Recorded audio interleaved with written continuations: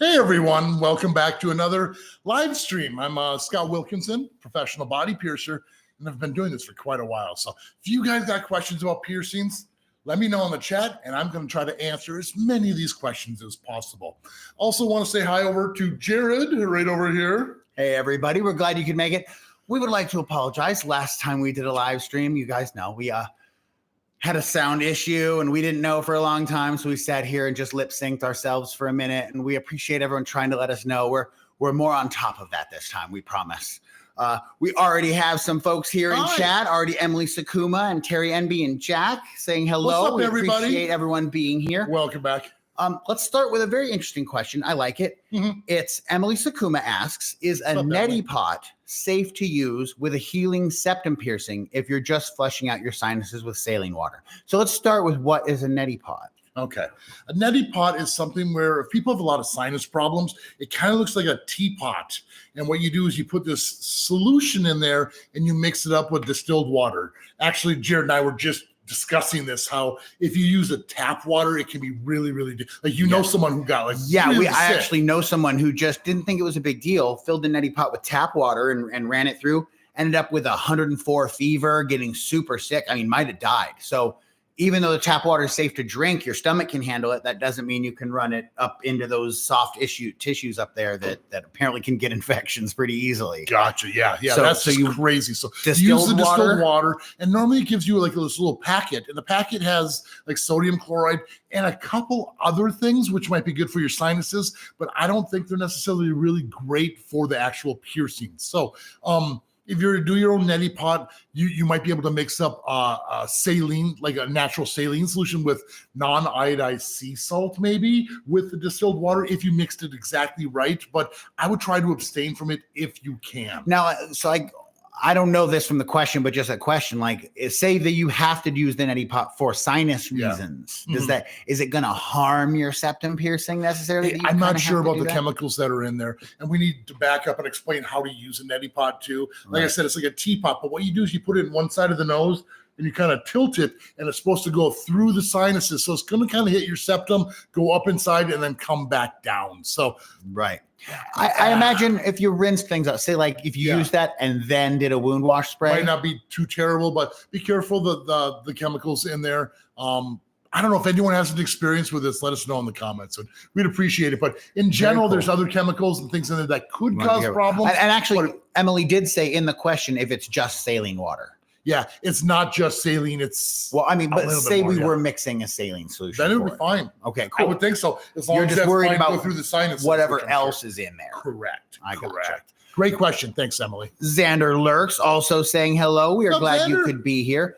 Absolina Zimmer wants to know what you think of no-pull discs. Can they be useful if you've tried everything else and it fits right?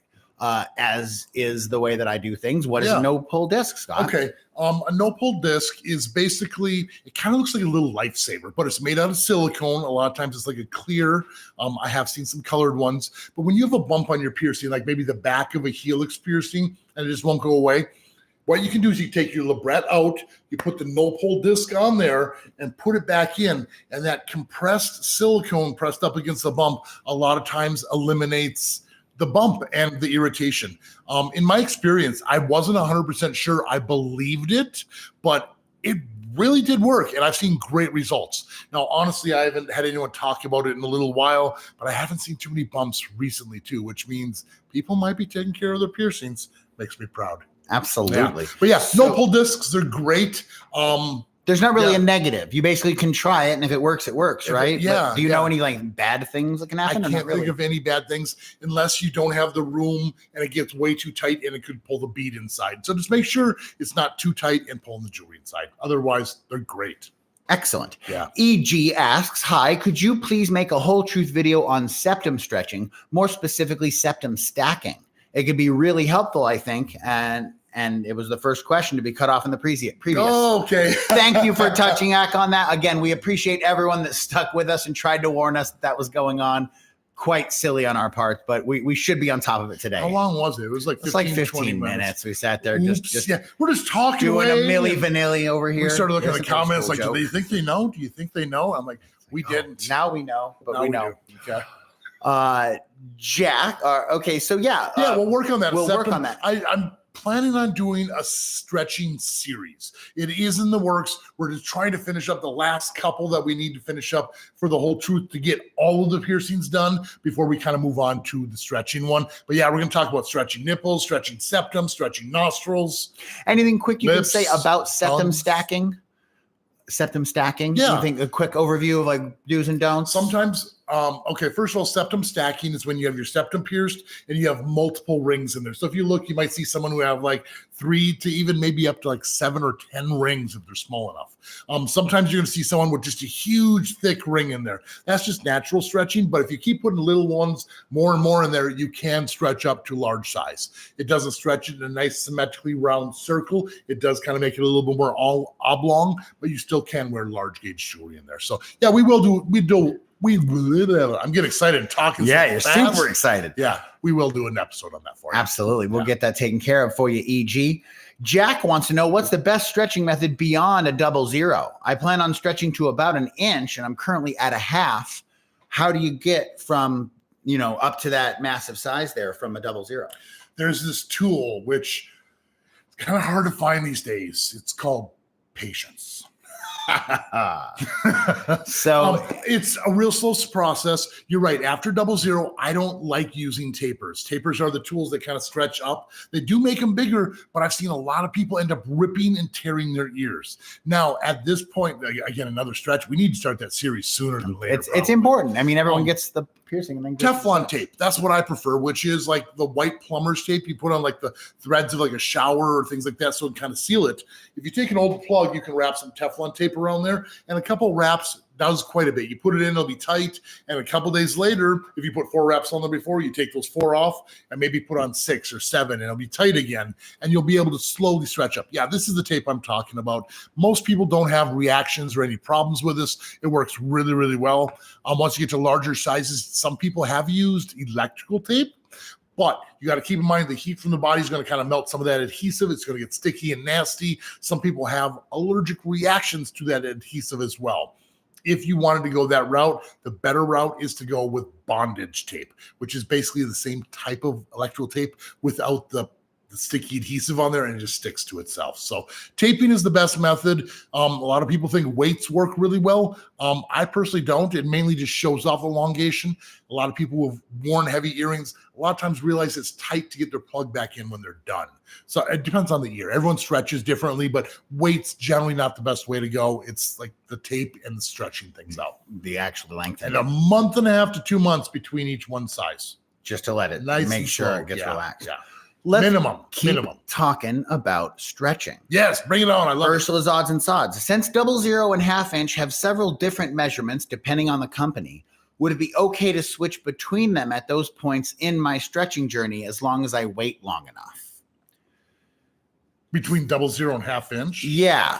That's a huge jump. There's numbers in between that. I know 00 is weird, and same thing with 0. The way I was raised is 00 is 5/16 of an inch.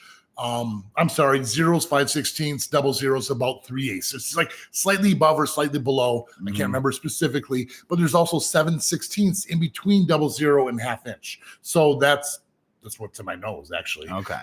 But yeah, so I would go between 7/16 and maybe 1/2 inch, but that's still a big gap. Sometimes people can't get up to that size, and you take it out and it shrinks back up, and you have to wait a while to kind of get it back in. And everyone's different. Isn't it more about feel anyway? It's not really about the numbers on the package. It's about if you can slip it in comfortably, then it's correct. Fits, right? Yeah, exactly. But those are 2 separate sizes. Yeah. It's like saying you're going to skip between a 6 and a 2 gauge. It's They're too much quite of a a bit gap. far apart. Yeah, so I'd go closer together. And then the other fun thing is there's other companies like Gorilla Glass who makes in between sizes. So you can find ones that are slightly above or below. A lot of organic jewelry is not very precise because a lot of it's hand carved. Same thing with stone. You can get it in different sizes as well. So there are other options, but good question. Angela T asks, does a Rook generally have a longer healing time than a Helix? I generally say no, but piercing's a situational one.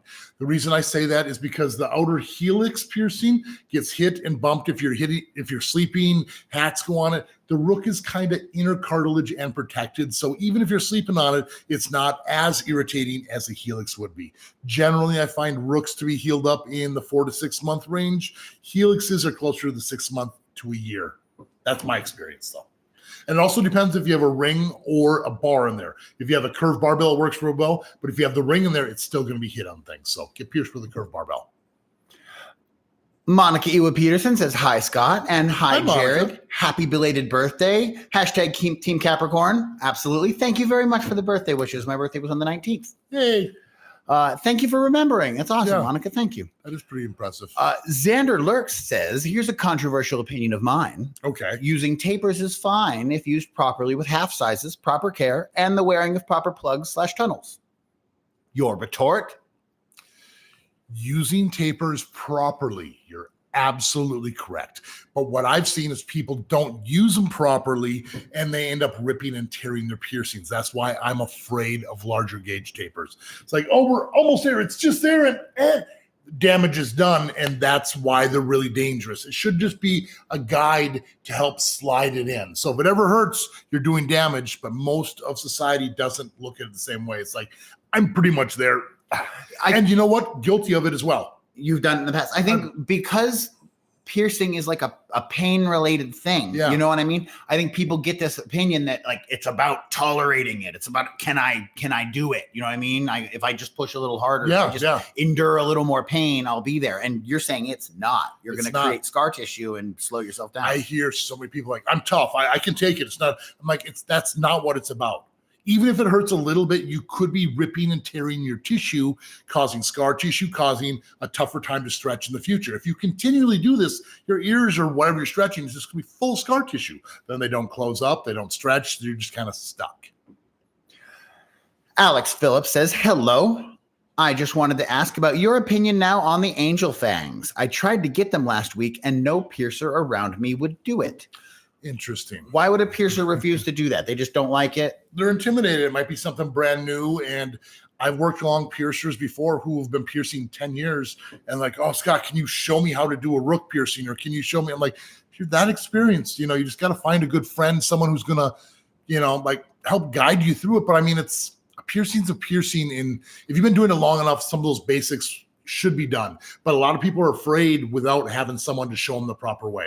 Now, the other thing could be is if you don't have the right anatomy and people are just like, no, I'm not going to do it for you. There's no ridge on your lip to actually do the piercing. And by the way, angel fangs are basically like vertical upper lip piercings off to the side. We put those spikes and they come down. They're super, super cool. But yeah, that's probably it. A lot of tattoo artists are piercers too. Not really. So they might not be experienced. Well, and I can also see that if they've just never had a chance to do it before, they don't necessarily feel like trying it for the very first time today and potentially dealing with like making them slightly uneven or something like that. And then there's also the factor did you show them a picture or did you just go in and say, hey, can I get angel fangs? And they're just like, kids, I don't even know what this piercing is. They don't want to admit they don't know. But at the same time, they're just going to be like, nah, I don't do that. So that could be it too. There's a bunch of variables, but I think they're fun piercings. The ones I've seen have healed up really, really well. They look really cool. And anyone who comes in who has them and that I've done, I even ask them with spikes, I'm like, do you ever bite down? Does it ever hit? And no one complains about anything. So they seem to be fairly problematic. Non-problematic. And sometimes if it's what you want, it's worth traveling a little for, plan a little vacation or a time when you're going somewhere because people do it for tattoos. Mm-hmm. People wait months and travel very far distances to get the person they want to work on. I'm in Vegas. Oh, what more fun place? I mean, like, it's a good everything's vacation. Here. Good food, gambling. I wasn't even going that direction. I wasn't going to try to peer pressure Alex into coming to Vegas. I was just saying that maybe a bit of a drive in their area could work it out. But of course, a Vegas vacation is always a good time. Elixirs wants to know, what's the largest you can start with a gauge piercing? So break this down for us. Okay. It's kind of situational all over the body. Now, piercings, you're saying what with a gauge piercing? I'm guessing you're saying a larger gauge piercing because they're all technically a gauge. Because whether it's 18, 16, 14, all the way up to a 4, 2, or a 0 gauge. For earlobes, for me, the largest I will go would be a 0 gauge. And that really depends on their anatomy if they have enough tissue to really support it. I pierce with a 4-gauge needle, which makes a crescent incision and pushes tissue off to the side. Now, what I just said is needles make a crescent incision and push tissue off to the side.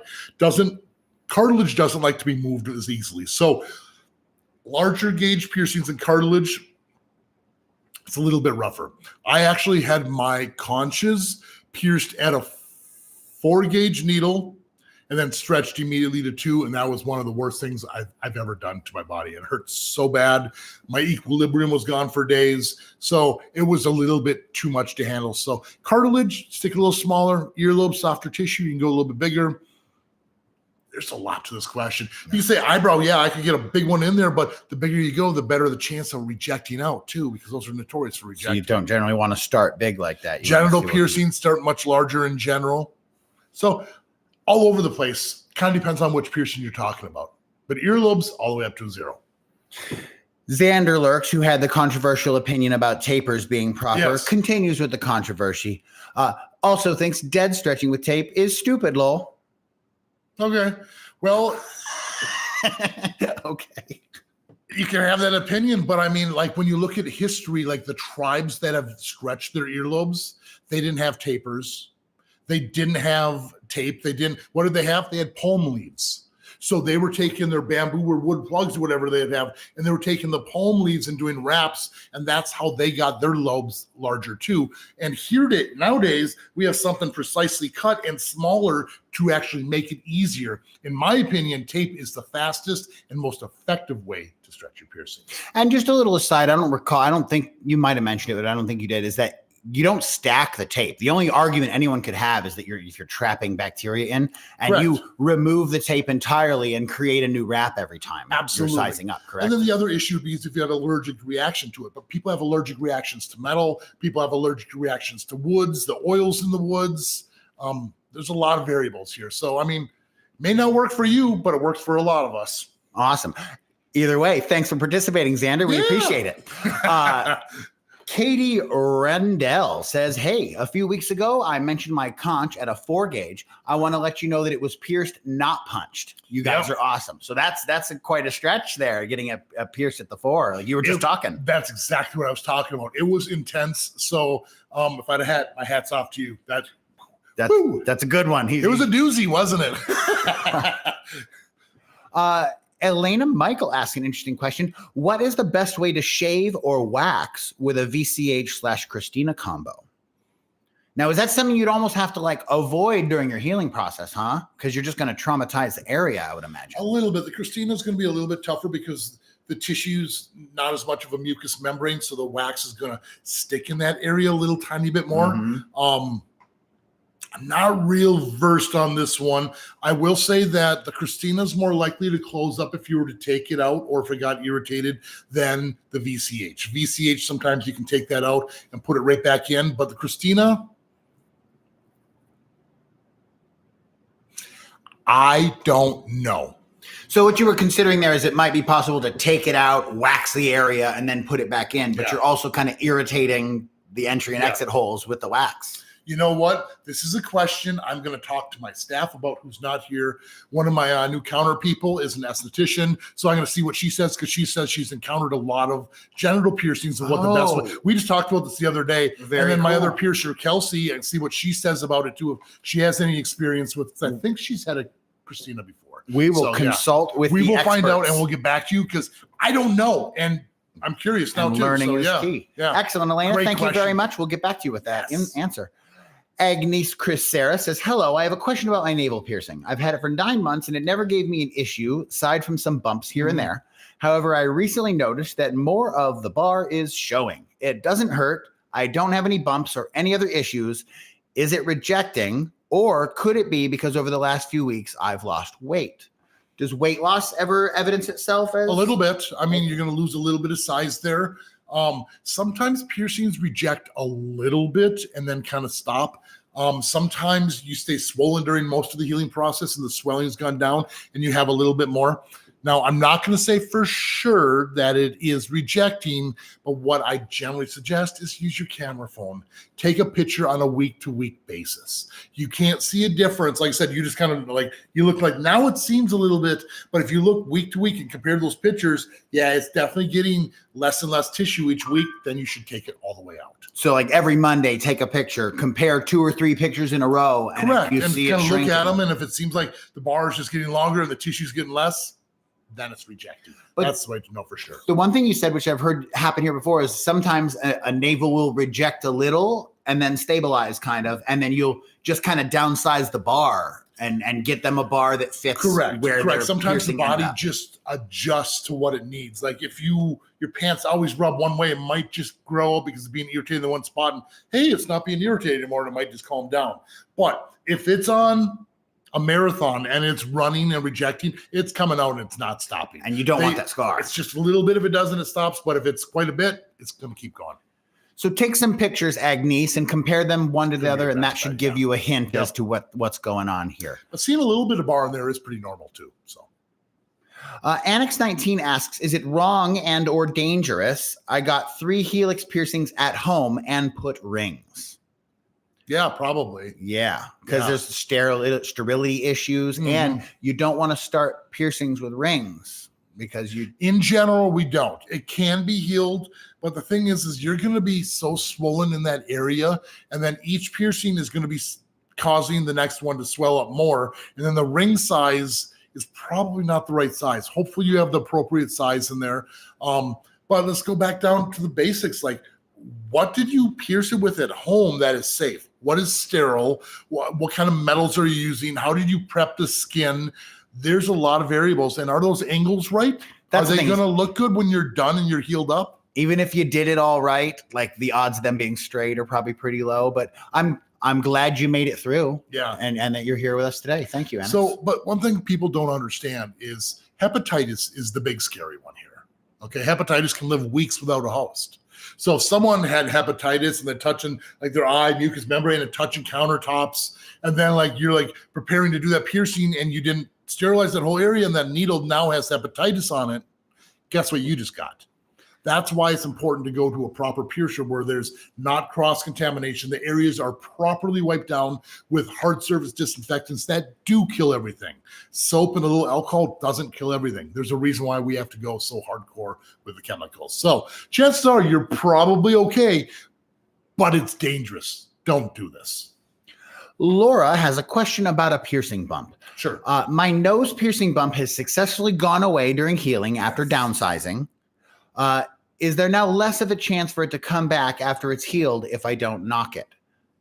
For the most part, I mean, the longer you have, sometimes the bump is a little bit internal too. So if the bump goes away and it's a day or two after it's gone away, it's still almost like there. So the longer you go, like if it's a month from now and you don't have that bump and then it's 2 months, it's most likely going to stay away. But yeah, any piercing, if you bump, you can get that extra bump or irritation to start happening. And if it went away after downsizing, it could have been the extra long bar causing that bump. So you might be clear now. Point goes right there. Like, yeah, downsize your jewelry. If your jewelry's way too long and you have bumps and irritations and you have room to go shorter, it makes a huge difference right here.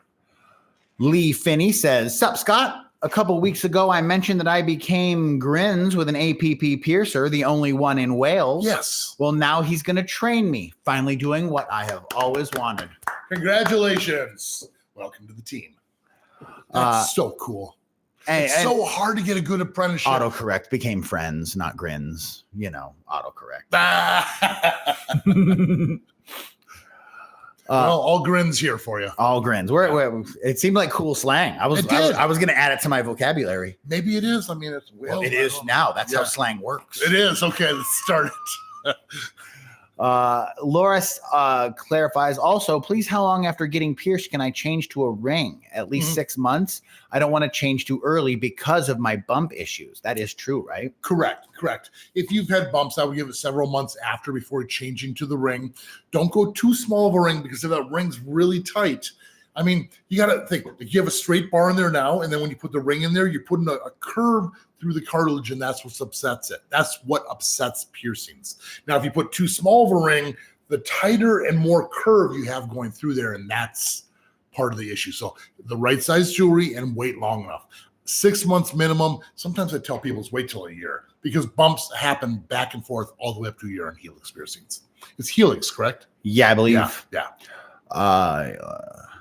Yes. Yes. Cool. Nose piercing. Nose. Laura has a nose. Okay. Yeah, same thing with the ring. The ring will cause a... It will, but it's much, much faster healing on a nostril. A nostril, I tell people 3 to 4 months minimum before going to a ring. That's if you didn't have any complications, any bumps, things like that. But if you've had a bump and that bump's gone away, I would wait probably a couple months after that. So wait 6. Yeah. Be just safe about it. Make sure things feel nice and loose. All right, cool. Laura says 6 weeks. I'm glad we caught 6 that. months. Tell her to wait a year on something that's half that time. Bibbity says, hello, just saying hi. In the middle of a snowstorm. Hope y'all are safe. Wow. We're in Las Vegas where we don't get snow. No, but we're getting a sunshine storm right now. It's terrible. I feel for you. I'm originally from Minnesota, and the reason I'm here in this desert is because I came to escape the snow. So you, I hope, are safe as well. It's true. I'm also warm. I'm from Northwest Pennsylvania, so I definitely have the snow. Many memories of the snow shovel and the ice scraper, and I'm not jealous, unfortunately, that you're having to deal with that. Sure is pretty, but it's a lot to work around. So Absolina Zimmer wants to know how long bumps usually take to heal after you take care of the source of the irritation. So once we eliminate that, what are we thinking? I wish I had a really solid answer for you, but everyone's body acts differently. Sometimes you get rid of the source of the bump and it's like gone within a couple days to a week or so. Sometimes it just kind of lingers around for months. But in some cases, you have seen a pretty quick, like say the bar was just straight up too long and you made it shorter. You see a pretty quick reaction. Part of it depends on how quickly you capture that. If you get a quick irritation bump and it stops being irritated, like you figure the source right away, I think the bump doesn't stick around as long. But if you've had a bump for months and like, oh, we finally figured out the problem, then it just takes that longer because that bump is established and kind of really made home there. I see what you're saying. So then it'll take longer for it to go away. Yeah.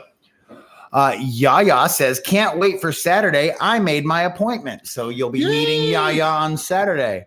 Cool. Candace Baker says, hi, guys. Hi. Terry Enby asks, what are the quickest healing above the neck piercings? I'm waiting for surgery, but I'm really tempted to get something while I'm waiting and working out the time between piercings and retainers. So what are some fast healing above the neck stuff? Web piercings like the smiley or underneath the tongue. Tongue piercings are really fast healers, but if you're getting an operation, putting a retainer in a tongue isn't really going to work. It's either just going to stay open or it's going to close, and chances are it'll probably close. Kind of have to look at Jared here to figure what's up. Septum piercings are pretty fast healers. That would work for you. Eyebrows are temperamental with retainers. I would stay away from that. Maybe a lip piercing if you want. Yeah, those are generally a month through a couple months, but kind of depends on what operation you're getting too. If the operation's in the area, they're not going to want you to get, you said above the neck. So above the neck. We're just keeping it away. So we're just, so fastest healing would probably be the stuff in the mouth. Yeah. Earlobe. Dead fastest. Yeah. Yep. So there's some options for you, Terry. Think those over. Courtney Prentice says, hey, do trauma to a navel piercing cause it to reject? Yes. I've seen it happen before. People have had their piercing 10, 15 years and something hits them real hard in the belly button and it just gets irritated and it comes out like a couple weeks later. It's just insane. Wow. It totally can do that. So yeah, protect your piercings. Right. And once that's happening, like once you see it rejecting, is there anything you can do or do you just got to give up? Don't give up right away. Keep your eye on it. Take those pictures. Make sure it's actually rejecting. Like if you had your belly button pierced and you got kicked with a soccer ball really hard, it could just bruise. It might have ripped a little tiny bit on the top, but that doesn't mean it's rejecting, but it may look really rough. But a week or two later, you might be back to normal. It also could cause that trauma to cause it to start rejecting. That's why you take the picture to kind of map it out and see how things are looking. A question from Ursula's Odds and Sods about a piercing that we've had for a long time. So we have a tragus. We've had it for 7 years, but every time I change the jewelry, it bleeds. We've only changed the jewelry a handful of times, but it just seems to bleed every time we do a jewelry change. Is that normal or is that a cause for concern? I'm curious on what kind of jewelry you're changing to, like what's causing it. Sometimes clickers, if you're using the ones with the little hinges, sometimes those have real sharp edges, and that could do it. If you're changing back and forth between studs that have a sharp edge, maybe change style of jewelry. I don't know exactly why it would bleed every time. Do it in the shower, like after a nice hot shower when things are warm and wet. Don't do it dry. You're probably doing it dry would be my guess. Yeah, so either do a good sea salt soak on it, or to soak in some warm water, or right after a shower, like Jared said. That might make it easier. I don't really know. Right. Interesting. Yeah, because it should be strong enough, that tube of scar tissue, to prevent it from ripping and tearing. Because if you're bleeding, that means you are disrupting the fistula. Yeah. So yeah, one of a couple things is happening. Either the jewelry is sharp and is cutting or poking on its way through. Yep. Or we're doing it dry. Yeah. And it's just grabbing a hold and kind of pulling its way through. Yeah. Tearing. Changing jewelry sizes, or are there any acceptable lubricants? Is it ever okay to lubricate something before you put it in? Yeah, absolutely. There's a lot of water-based lubricants, Surgilube, Dynalube. You might not have that around the house. If you don't have anything, even soap and water. Now, I'd never really suggest cleaning with soap and water, getting soap inside there. But if you did it once, it's not the end of the world. Just find a mild soap, get it so the jewelry moves really freely back and forth. And rinse it. Put the new one and rinse it out. Yeah. It's not the end of the world if it a little bit gets in there. It's just when you do it on a regular basis. Or some sort of like water-based, like a personal lubricant would be acceptable, perhaps? Yeah. Okay. I would stay away from like Vaseline, any petroleum-based, because that's just going to get stuck in there. You can pull bacteria and germs in there, cause a lot more crusties. All right. Yeah. So there you go. Are a few things to try, Ursula. Good luck to you. I hope get back to us and let us know if any of that kind of helps. Yeah. Will Jones is stretching my ears. Well, not mine. Will's stretching. I look at your ears like you have nothing in there. And when I'm at a size and I switch to my double flared silicone, I notice that it makes my ear a lot tighter because of the light jewelry. Is that what you find? Is that when you switch from heavy jewelry to light jewelry, do things feel tighter because of the lack of the weight? That could be it. Also depends on what you're wearing. Sometimes glass, organic. I've even seen odd sizes from overseas, like comparing the imperial system to the metric system, like things are off just a little bit. So one jewelry might be like your double flare or normal plug might be a little smaller, and then you put it in the silicone and it might be slightly bigger. That's like what Ursula was talking earlier. The littlest bit makes a difference. So, and I know that silicone for sure is tacky to the skin and can grab a little bit. So be careful with that, but that's probably it. Ches says, I've got around 10 piercings. My most painful was my tongue and then a snug. Today I got a conch orbital and it was incredibly painful. Is there a reason for that? Okay. Number one, is it a conch piercing with a ring going all the way around? Probably that, because we said conch/orbital. So this is where people are using orbital the way, for some reason, the internet uses it, but it's not correct. Okay. Because an orbital is where you have a ring and it's going through two piercings, which I've done before, an upper conch and a lower conch, and you run through both of them. I don't know. Conch piercing should be fairly fast. It's some thick cartilage, but if you go to a quality piercer, a good quality needle makes it a lot less painful. If it's just some random person who did it, it might be a lower quality needle, and that makes for a lot more painful piercing. It seems somewhat surprising to me that Ches found the tongue piercing to be more painful than a snug. I would kind of expect a snug to be the nastiest of that list, wouldn't you? I would agree 100%, but I immediately look at a tongue piercing as not just the piercing itself that you're dealing with, but the week after of dealing with the lisp, the swollen tongue. Sometimes that part can be painful, but I mean, like, what are you comparing? A piercing itself or the event? Yeah, because the tongue piercing lingers. A tongue piercing doesn't hurt that much in general, but that week after sucks. So you have a recollection of it being overall very unpleasant. Correct. Gotcha. Yeah. I'm guessing that's what it was. But then again, if you don't get the right amount of sleep, there's a lot of stress in your system. You didn't eat enough. You don't have the energy to deal with the piercing. Bad piercer. Yeah. They're all factors. It's a lot really is possible. Mm-hmm. Ingrid Bradshaw Bonielos says, hi, everyone from the St. Croix Virgin Islands. Hi. Very cool. Good job on that one, Jared. Thank you. I probably did it wrong. Okay, You're congratulating me sorry correctly. for getting wrong. We were surrounded with aloe plants, and we use them to heal everything. what is your feelings regarding aloes to treat piercing bumps or healing your piercings? It's super funny you ask that because as we sit here, we're surrounded by aloe plants in my shop. It's true. And I've never used one. No, I actually grew up using aloe plants. My mom was a big believer in that. So she always had one growing outside somewhere. And my personal feelings is that it's useful. That like when I put it on burns or when I put it on cuts, it seems to aid in the healing process. I've done that for cuts and burns. I've never tried it on a piercing. And I don't know from that one. Man, you guys are asking some good questions today. I can't imagine it would be terrible, but I don't know. Use your own judgment if you're trying that. Maybe if you had an infected piercing, maybe aloe might really help with infection. I don't know how it is trying to heal a wound open, though. I wish there was a way we could more scientifically test this stuff, but you can't like intentionally give people bumps to then see how to get rid of bumps. You know what I mean? I'd be willing to get a piercing and just put aloe on it and see how it heals. But then again, your body does the healing. Not the aloe. I don't know. If you'd almost have to have a problem. Yeah. And then see if the aloe fixed it. Overall, I don't see anything that would be wrong with it because you definitely can rub it in even deep cuts. And there's no nothing bad about that as far as I know.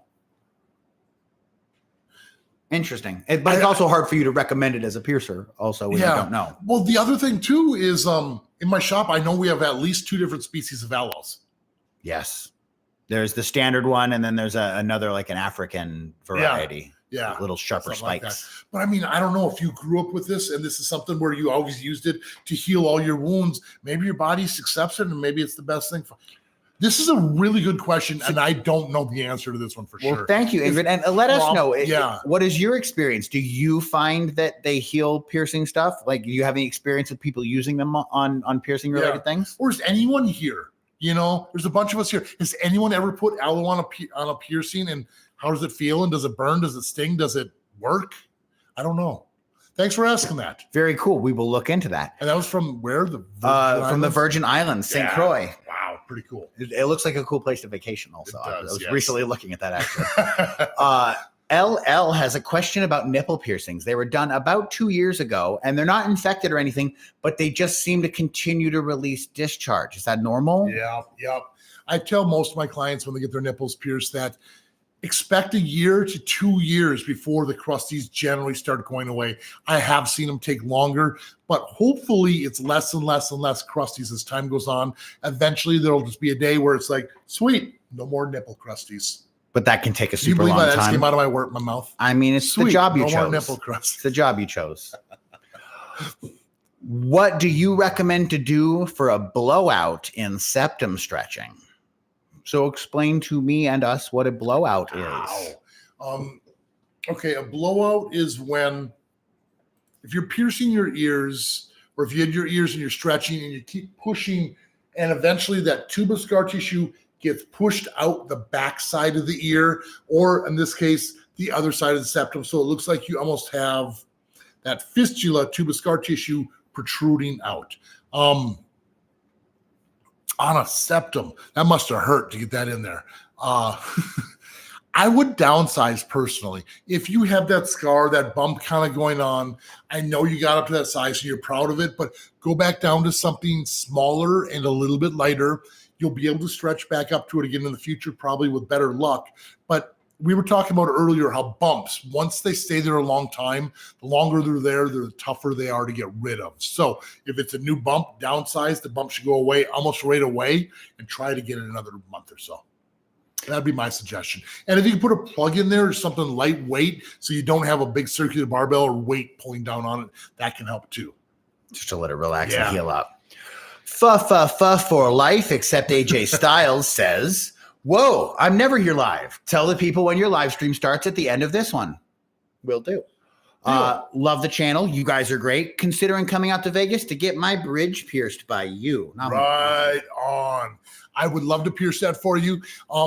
Again, a bridge piercing is an anatomy dependent piercing. If you don't have a lot of tissue there and it's like straight bone, I might turn you down. So if you're honestly thinking about this, if you could take a couple pictures and maybe send it, we can kind of take a peek at it. But also have a backup in mind. If you showed or have up a backup in mind. Yeah, just let us know what's going on because that is a possibility. I turn down about 50% of the people, I think. 50. It's kind of high.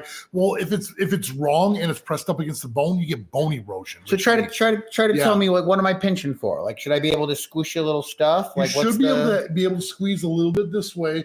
But the other thing is, like, when the skin rests naturally, is your bone right there. Like me, there's a lot of extra loose tissue where I can go through without distorting the tissue. You can't pull the skin forward to do the piercing. It's got to kind of sit. It's got to sit naturally. Super cool. Yes. Well, thanks for being here, and thanks for the cool advice. I hope I'm able to pierce your bridge. That'd be super rad. Will asks, hey, Scott, are you stretching your lower helix piercings? I noticed they look like glass plugs. Yes. And actually, they're lobes. There is no cartilage in these whatsoever. They are super soft. And after I had my earlobes stretched and I had them removed, I've always wanted my ears pierced. I've tried piercing in this area, but as you can see, there's hardly any tissue. They never healed. They kind of healed, but they stayed red and they hurt to sleep on. But out on the outer rim here where we kind of finished the trim, left a little tiny corner of earlobe, and it was enough to pierce. So I pierced it, or I had my old apprentice, Jose, pierce it. And over the months ago, I just kind of slowly keep putting bigger ones in. About a month ago, one of my glass plugs that were smaller in there fell out and broke. And I went to go look, and it's one of my old conch pins. And I'm like, well, guess I'm stretching. And it just fell right in. So now, to clarify for the listeners, it almost sounded on purpose. You didn't choose to remove your lobes, like, for style reasons. It was actually something that occurred that there's video I would about. rather have my earlobes. We've talked a little earlier in this live chat about blowouts, and that's what happened to my ears. I kind of kept stretching my ears where I blew all that tube of scar tissue out the back. Once my ears were going bigger, the blood supply got cut off by all that scar tissue. My ears went necrotic, started dying, and had to have them removed. Turned black. They did. And you know what? I have a story time on this. So if you haven't seen it yet, go back and check it out, because there's even pictures of what happened. Yes. It's kind of gruesome, but it's worth checking out if you've ever stretched or want to stretch your ears. Story time, losing my lobes. Yeah. The gross pictures are saved way for the end. So you can watch the whole story and not have to see anything gross, because there's a warning first. Yes, there is a nice warning. So. But yeah, so I'm not planning on going too much bigger, because I think it might make my ear kind of just shape I don't want it to look. So this is about as big as I'm going to go. Good eye, Will Jones, for noticing that. Now. Yeah, great eye. Thank you. I would like to take this moment because we have a bunch of people here. As many of you probably know, last live stream we accidentally had a sound issue, and we just sat here like mouthing words for a long time. And you guys tried really hard to let us know. And specifically, a bunch of people even super chatted to try to let us know. And I wanted to take this time to thank Kayla and Tiffany Justice and Kirby Barcena and Joshua Williams and Kestrel Grace and Fiasco. You guys were trying so hard to let us know, and we just sat here like idiots. And I just wanted to let you know that I really appreciate what you guys were trying to let us know. This community is awesome. You guys are great. Thank you. Just wanted to shout you out, because we obviously weren't shouting you out then. Yeah, it's amazing how awesome the whole community is. There's just really no negative, and it's just like everyone's helping each other, and it was my dream. Remember when I first started this channel, I was just like, I want to create a community, and we got it. And that's what it did. Just start by educating, and people get behind it. Monica Ewa Peterson says, Jared, I remember about your birthday because I was born on the same day. Well, happy birthday to you also. Happy belated birthday, Monica. Nina, they, them, please, and thank you, says, hi, I got my eyebrow pierced 12 days ago. I have had no crusties at all, and I am no longer seeing blood either. Should I be cleaning it once a day? If so, for how long? So what are the rules for cleaning? Generally, your body heals these small wounds up without too many issues. We're just trying to prevent problems from happening. So we're trying to keep the area clean. And if you have those crusties on there, that wound wash spray can work really, really well. It's not like a type of religious routine thing you have to do every single day. If it's not needed to be cleaned, you don't need to clean it. But if you're getting crusties and it's staying irritated, go ahead and use that wound wash spray. It's different from every person. but most people need to do it on a regular basis. So it's not like the water does anything magical. No. It's if there's crusties, it'll get them off. But that's really what you're doing. The saline is safe for the body. It's not doing the healing. It's not a medicine. It's safe to go in there to help replenish the new forming skin cells, and you're softening the crusties so those crusties don't scratch and irritate. But if there's no crusties and it's not being bothered, I just leave it. No big deal. Yeah. Very cool. Yep. Vincent says, hey, do I have to clean my piercings every day? I've been cleaning them twice a day for 6 months now. The piercings themselves are all right, but the skin around the canal doesn't seem to like being cleaned so much. So kind of exactly what you were just saying. Exactly, yeah. Just stop cleaning your piercings at this point. I mean, people do it religiously, and it can be good and it can help heal it, but there's a point where it causes more problems too, and sometimes less is more. So if it's causing the problem, back off. And if you get those crusties and it needs to be cleaned, just once in a while if needed. Sebda says, hey, I hope you two are doing well today, as always. Thank you. Appreciate you being here. Absolutely. Yeah.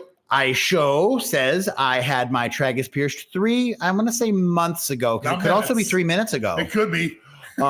He did it without marking it. Plus, I had to take it out later because it wasn't done straight. He's an experienced piercer with great reviews. Should I warn others? So that's an interesting question. If you go to a piercer who's supposed to be good and you have a bad experience, do you have an obligation to warn others? Like, what do you think about this? Generally in a situation like this, what I recommend is if you have a problem with a piercing, instead of just taking it out because it's crooked, go talk to your piercer. Okay. We don't have anything to magically straighten it out, but a lot of us, like myself, I stand by my work. If you're not happy with the placement, if it seems to be a wrong angle, a lot of times I'm just going to re-pierce it for free for you. You know, right. We'll take the jewelry out, but you can't really take it out and go see your piercer and say, it was crooked, redo it. And it's like, I don't know. You're right. Why? Did you take it out for an MRI or an operation? Did the jewelry, there's a lot of variables. So just talk to your piercer. Not everyone's perfect. Well, nobody's perfect. Right. Not everyone. Not everyone's perfect. We can't all be you, Scott. What can I say? I'm far from perfect, and I do get an occasional crooked piercing. I'm generally the first to admit it. If I see it crooked, I'm going to let you know before you even see it. Like, hey, it didn't turn out the best. I would like to redo it, but if you're happy and it doesn't bother you, it's up to you. And that's kind of where I kind of lay things out there. But yeah, sometimes things happen. Just having a bad day. It doesn't necessarily make them a bad piercer. Go back and talk to them. Yeah. How they deal with you when there's a problem determines how good the customer service is. Yeah. You know, like tough luck. That's the way I do them. Now get out of my shop. Exactly. And you know what? That's why I became a piercer. Someone did that to me. And I can do better. I can do better than that. Ursula, clarifying earlier when we were talking about the double zeros and the half inch, what we were talking about is that like some double zeros might measure 9.5 from some manufacturers, or they might be 10 from someone else. Exactly. Okay. Or Good. The halves come in at 12 or 12.5 or 12.7. You're not saying between double zero and a half inch, which is what I kind of thought. Right. You're absolutely right. Everyone's double zeros are slightly different. Everyone's half inch is slightly different, and it's insane. And I think that's the difference between whether the conversion from the imperial to the metric system, and it's like, how can a half inch be different from place to place unless it's just set up for metric? Right. It's just, they're just rounding. Yeah. But double zero doesn't necessarily mean millimeters or inches. I think they have pretty strict conversions between gauge and metric, though, down to like thousandths of a millimeter. So there should be. It should be accurate, but it's not. You're absolutely right. And it's frustrating because like a lot of the different plugs and sizes, like, where did you get this double zero from? Well, I think we're hiring a bunch of piercers and not engineers, and that's our problem. Wait a minute.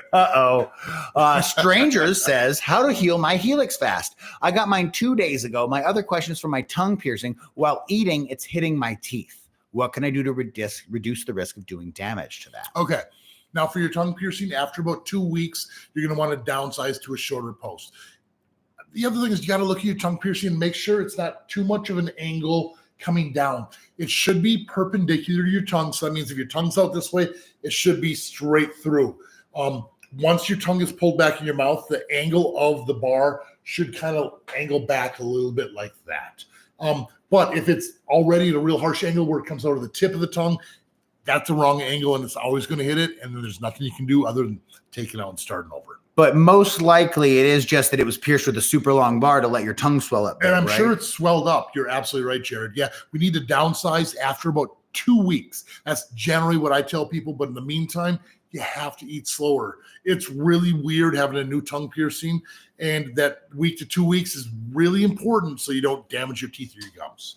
And what's the best plan for strangers to heal their 2-day-old Helix fast? Don't touch. Don't spin and rotate it. Don't sleep on your piercing. Remember, the healthier you are, the faster you're going to heal. Multivitamins can really help. And try to keep the crusties off your piercing. So you spray it generally once a day is all I'd suggest. Front and back with a wound wash spray, paper towel or gauze to wipe off crusties, and leave it be.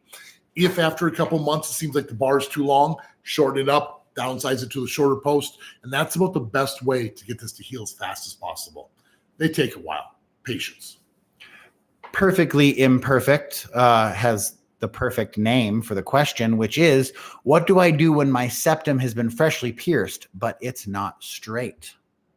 Now, septums are a complicated one because there's 2 different angles. They have to be straight. There really is. There's the level of this where it needs to be leveled this way, because if it's crooked, it's going to go off to the side of the lip. And then sometimes when your head's turned sideways, it needs to be this way because it might look straight on, but when you go to the side, it's angled out. So there's 2 different angles. If it's crooked, it's always going to be crooked. Take it out, start over, or talk to your piercer and say, hey, this looks crooked. Can we redo it? They might re-pierce it for you for free. So that's what I would do. Now, does swelling ever make it look crooked? Like, say it was straight right when we did it. Could it look crooked tomorrow? A little bit, but not a whole lot.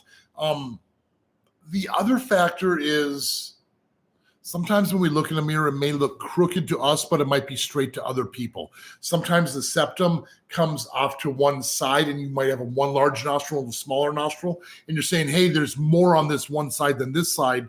Well, we did it so it's straight to the face that way. So it balances in the center. If you tilt your head back, you're like, oh, it doesn't look straight when I look up like that. Well, hopefully no one's looking at your septum that way.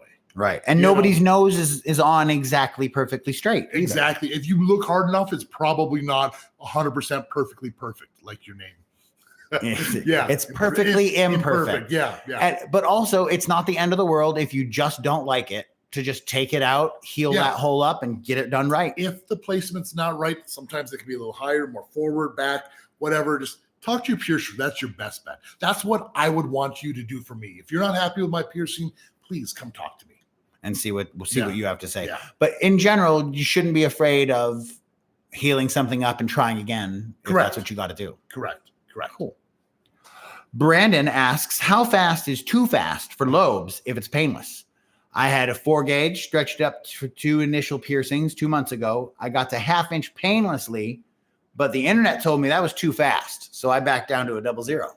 All right, Brandon, you are an exception, it sounds like. Every once in a while, I run across people who just have stretchier skin and the ears just go. I worked with this girl named Ashley back in the day. I cannot believe how fast her ears, and I wanted to yell at her, but I couldn't, okay, because she was showing me how it was ready to go. Like I pierced her ears at the 0 gauge, and a month later, we put the 00s in. And like 3 days later, she's like, Scott, look at this. And she kind of leaned forward and the flares fell through. So like, well, we have to go up to 7/16. We got her to 7/16. 3 days later, she's like, check this out. Man, it fell through with the O-rings. I'm like, well, we got to go to the 1/2 inch. She was like up to 1 inch within a couple months. And things were just falling into place. That's when like you have to wear bamboo or some sort of silicone with no weight because they were stretching so fast. You'll end up overdoing it. It does. And it's like, if you keep doing this, it's just going to keep stretching. Wow. So, yeah. So it could be Brandon. She was awesome. Yeah.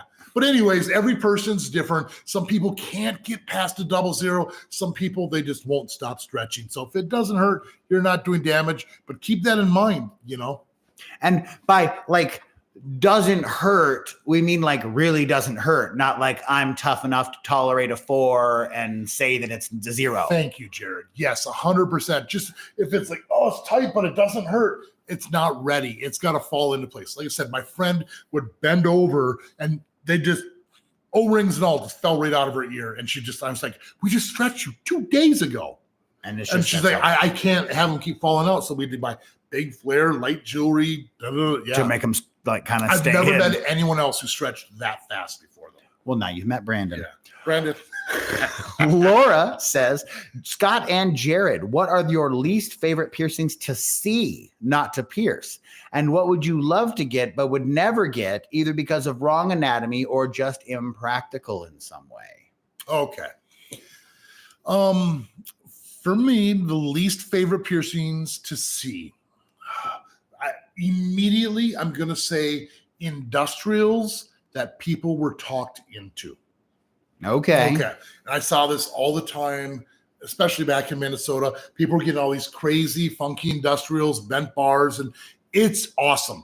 And I love doing that. There's nothing wrong with those. But I knew piercers who were talking people come in like, oh, I want to get a tragus piercing. Oh, look at this ear, this doff to the tragus. And if we bend this, we can wrap it around to do a triple, da-da-da. And people would come to me and go, I don't know how to get this out of my ear. My ear hurts so bad. I can't sleep on it. It costs me so much money. Can you please just take it out? And it just gives piercings a bad name, so when someone asks for something, I'm willing to provide it. But when people get talked into things they don't know about, like same thing, like I had a girl come in not too long ago, she wanted a conch piercing and the piercer just went through the snug, said, oh, you don't have the anatomy for it, but we can do this. And she was like, but I mean, I sleep on that side. Isn't that going to hurt? She's like, oh, you'll be fine. It'll only be a couple months. And it's one of the most painful, brutal piercings to heal up. And she had the anatomy for a conch. She's like, I just want to wear the ring through my conch. Can I still get that? I'm like, yes, we can totally do that for you. But it's like people talk people into stuff they don't want. And it frustrates me because it gives piercings a really bad name. And how do you feel hit like a button there for me? Do you feel like you can see it when someone has that piercing they got talked into? Is that yes, they tell me like, I don't even know what's going on here. They told me I went in for a tragus and they got like some 6-point industrial with metal wrapping around and orbitals. And it's like, and their ear's so swollen, I can't even touch it to take it out. So how about piercing you would get, but you can't have either because of wrong anatomy or for some reason you just can't? Say that again. So like what piercing would you love to get, but you can't have it right now?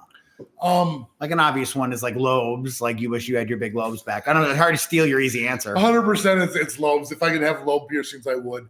What don't I have for the anatomy? What don't you have? I've been really lucky.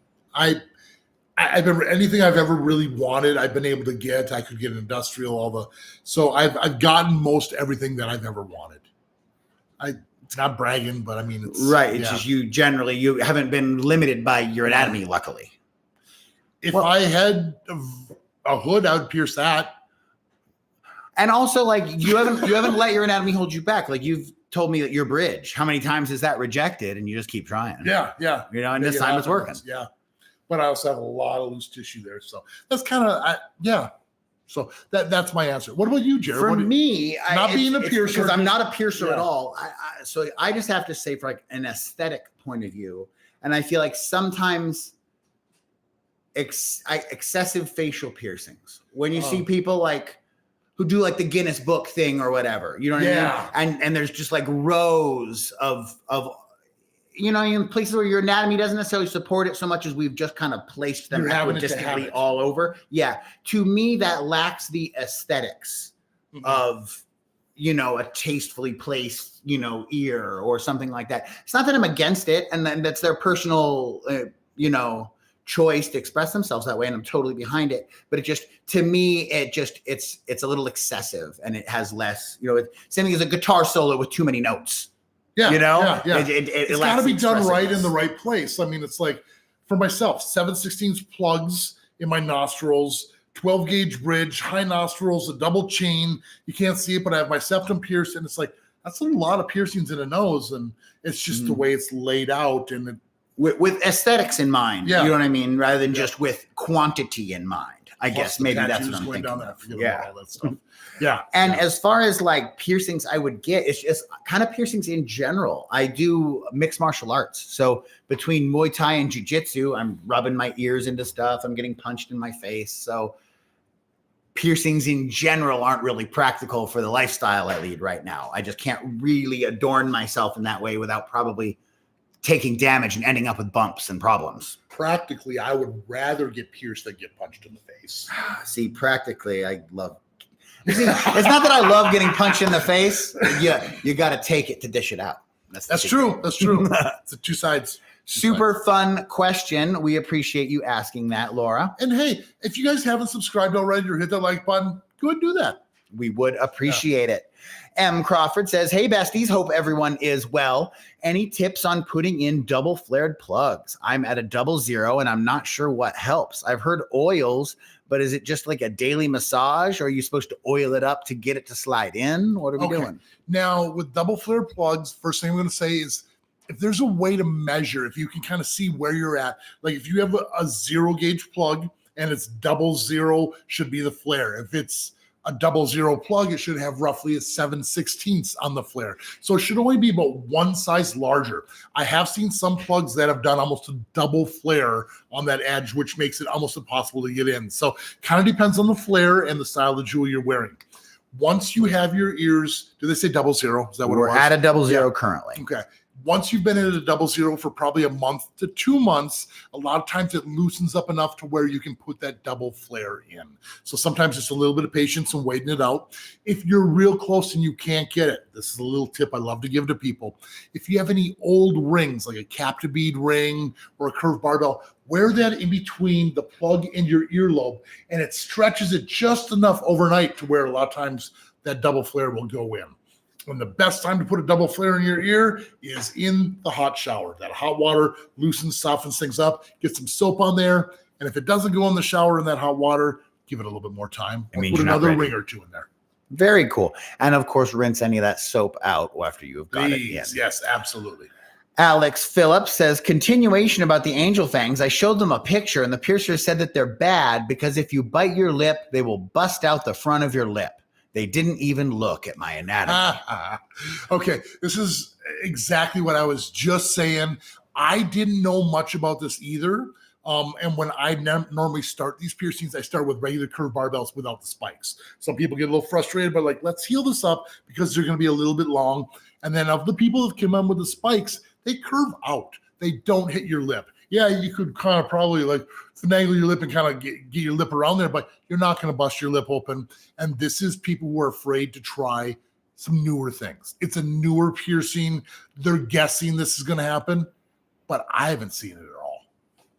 It also depends on the spikes. If you put something so sharp that's like a needle on there, yeah, you're going to bust your lips up, but they don't have to be that sharp. Durrell helping, adding a little bit of soap does help get those flares in the shower. Yep. Just a natural lube. Don't do it dry. Yeah. Thanks, Paulina Kozar says, hi, the last Q&A, the sound ended, so I don't know if my question got answered. Okay. Is it hard to heal a Ragnar piercing? My last got swelled AF and started to migrate after 4 months.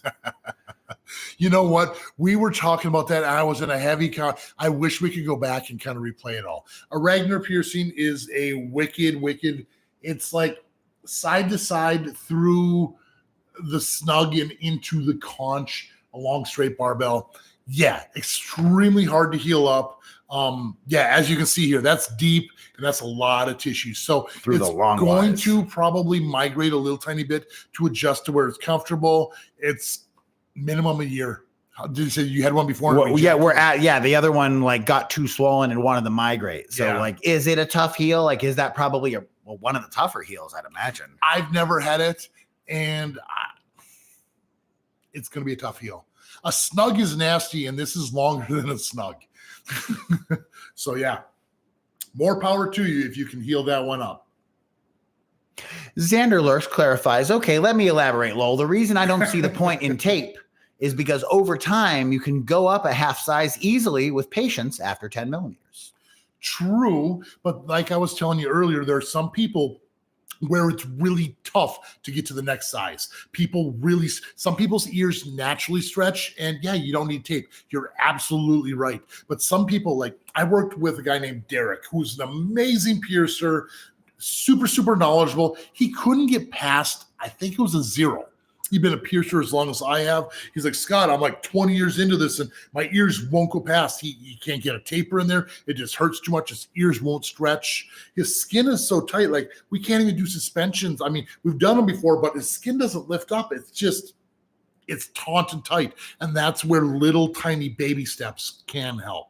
Yeah, it's different methods for each person. So. And this is one of the interesting things about you having 25 years of experience. You know what I mean? Is that like someone like Xander can have a very strong opinion of what definitely has worked on their ears or the ears of the people that they know. But you've been in a position to literally meet thousands of people and get kind of an aggregate idea of what all the different things ears might do. Yeah, there's no real right and real wrong. Well, there's a wrong if it's doing damage to you and it's dangerous for infections and things like that. But if it's what you need to do to get to the next step and it's safe for you, that's the right way. Baby steps sometimes. Yeah. Thank you for the back and forth, though, Xander. It's definitely cool to talk back and forth. Yes. Plorgiborg says, I like that. I'm pretty sure I did it right, too. Would you mind talking about the face indent modification you have? What are we talking about, Scott? These are eye sockets. That's where his eyes are. Probably talking about underneath my eyes and maybe my nose. But underneath my eyes here are brandings. They were originally branded in there, and then like they're pretty wide. They were almost like 5 millimeter wide and maybe a couple millimeters in. They were deep. And then my scars didn't heal like I wanted them to. You couldn't see them. So then I had them rebranded again. And then the scars came right back. Or it didn't come back, but it just didn't show. Then my friend Tom told me we can tattoo white outlines on the edge of those scars just to make them pop a little bit more. And we did it, and it really worked. Now, since I've been doing the live chat, it's only recently that I had the white redone, because last time I think Tom tattooed them was over 10 years ago. And I've had these done like 5 or 6 times, but white just doesn't hold. Also, a while ago, he also suggested putting a little bit of a red shadow on the inside here just to give it that depth of that branding, because it just looked like white circles. And once we did that, it started looking like the indents going into my cheeks. So these are brandings with white outlines with a little red shadow on the inside. Down my nose, I was afraid if we branded it that the skin was just going to kind of spread and I would lose control because the skin is so taut right on the top of the nose. So it's just white tattoos with a little red shadow on the bottom, which kind of makes them pop and make them look stand on top. So these kind of have the illusion of coming out, and these have the illusion of going in. That's interesting. It really worked out well. And the ones on your cheek actually do go in a small amount. In your nose, it's entirely an optical illusion. Yes. People want to touch my nose all the time. Like, no, how does it pop out? I'm like, no, it doesn't. It's like, no, but they pop out. I'm like, it's an illusion. It doesn't pop out. And then I'm like, just touch it, you know, and then they touch and go, it doesn't stand out. I'm like, I know. We just talked about this. Very cool. Thank you, Plorgiborg, for asking that question. Perfectly Imperfect clarifies for context that the septum was done less than a week ago, and it's just definitely not centered. Yeah. Talk to your piercer, have them re-pierce it. They want to re-pierce it. They don't want their work looking crooked. You know, if someone had a crooked piercing and like I sent them away, like, yeah, tell everyone the Scott pierced you. Like, no, don't do that. No. Let me fix it, please. Right. Yeah. Pride in your work. Yeah. Some people have it. And you know what? A lot of tattoo artists, the first year to 2 years they start isn't going to be their best work because you're always going to be improving. A lot of those artists are like, oh God, I got to see my first year's work. And like, please let me cover it. Let me fix it. Let me kind of just sit down in my chair for an hour. And it's like, yeah. Look, I got Tom's first piece. Look, I got Brian. And it's like, it looks like the first piece too. Right. So, so definitely finding the right piercer for you. We want our work to be bestly represented, and we want you to be happy too. Lee Finney says, I have learned so much from your videos, and that will help me when I start my training. But we use millimeters, so I'm trying to get my head around gauge. I think I'll print off a chart for conversion. It's a good idea. We actually need to print that same chart. I do the same. Thanks, Jared. I was just going to admit it too. I'm terrible at millimeters. People come in like, oh, I just need a 7 or 8 millimeter bar. I'm like, oh. Okay. So, I don't need to out you. If anyone's been around chat for long, they know. I know myself, you get stumped as soon as we go metric. It's so difficult. It's what you're used to. And it's like, I've been almost 30 years in this industry using the gauge system. And you're right, it doesn't make a whole lot of sense sometimes. No, because it's for wires. And as soon as you Yeah. get to the big sizes, the jumps are too much. And we've been doing it so long that everything's labeled at that. And now we have the metric and imperial back and forth. And it's like, I wish we would go straight metric. That's just it makes more sense. I just don't know it yet. right. Well, first step, I guess. Yeah. M. Crawford can't tell if their vertical labret is rejecting or if the bar is just too long. It's an 8mm curved barbell. Damn, 8mm. What's 8mm? What, 3/8 probably? Oh man. Yeah, I don't. You don't even know it. You know me, and you don't. Well, I'm not a piercer. Okay. So here's the thing with vertical labret piercings. They do swell a lot. We have to put a long bar in there, and then we're going to downsize to a shorter bar once the swelling's gone down. Now, generally, you want to wait at least a couple of weeks to maybe a month before you downsize. That's generally what I suggest. Once you downsize, it should be good to go. These piercings can reject if you don't have a lot of pouty tissue, enough tissue to grab a hole. I got the hiccups. Every episode I get hiccups. Get hiccups. Yeah. Something about getting excited about talking about piercings. I think that's what it is. So, but yeah, downsize, and that should help quite a bit. It is a possibility it could be rejecting, so keep your eye on it. It's like that trick. Take a picture. Take regular pictures, compare them to each other. That won't lie to you. Mm-hmm. But it's the same as like if someone slowly gains weight. You just don't even notice until there's a big change. But if you were to take a picture once a week, you probably could tell. Yep. Up next, we have a question from Will Jones. Asks, when I'm done in school, I'm doing an emergency services course. Do you think that would help become a piercer because you'd have like first aid and anatomy training? I think it's a great thing. I mean, like you can, in a situation like that, you're dealing with panic situations and know what to do when things just get weird. When you're doing a piercing, if I'm doing an eyebrow piercing, 99% of the time, it's we clean you, we mark you, do the piercing, jewelry goes in, and no problem. What happens when the person flinches when you try to put the jewelry in and you lose the connection? What happens when you drop a bead, and how do you sterilize or maintain? What happens if you sterilize the wrong size jewelry? You do the there's all these little tiny things which could happen, and having that emergency training will help you. You're absolutely right. Understanding bloodborne pathogens, cross-contamination prevention. Could have a CPR. CPR, first aid, all that basic stuff is added bonuses. I know there's even a lot of piercers who kind of advertise that they have medical training on top of the piercing training. I wish I had it. Certainly can't hurt. Yeah. Up next, we have a question from Absolina Zimmer. What else is there to do to get rid of a bump if you've tried everything and everything sits right? So the problem could be the jewelry, perhaps? Do we know what piercing we were talking about here? We were talking earlier. With Absolina, we were talking about... Well, tell us in general about bumps while we look. Basically we talked about having a bar that was too long, got it downsized. How long should we wait for this bump to go away? Maybe if you haven't already, maybe try one of those silicone discs, the no-pull discs. Sometimes that silicone compression can help for you. Maybe trying different jewelry. Aftercare, depending on what you're doing, massaging the tissue a little bit, just kind of like if it's I wish I knew what piercing it was. It kind of really varies from person to person. Mm-hmm. But depending on how long you had the bump too. If it's a fast healing piercing like an earlobe, sometimes if you've been dealing with months and months, just take it out and start over then if that's the case. Mm-hmm. But if it's a helix piercing, you're a year in and the bump just won't go away. But if you just noticed that your bar was too long and fixed it, you got to give it a little bit of time. Oh, for sure. Sometimes it takes weeks or even a month or so for the bump to completely start going away. Even if you've eliminated the problem. Yeah. Okay, so maybe a little bit of patience, Absolina, just to make sure, see if it gets better now that you've found the problem and dealt with it. Have you changed the beads? Is it the same prong end that could have a little burr or something on there? Is it your soaps you're using? Shampoos, makeups, to skin moisturizers. There's a zillion variables. It's tough. Miss Ella says, hey guys, I got a Rook and an anti-tragus around 6 months ago. Both are doing well. Good. But when I'm stressed out, my pierced ear turns super red.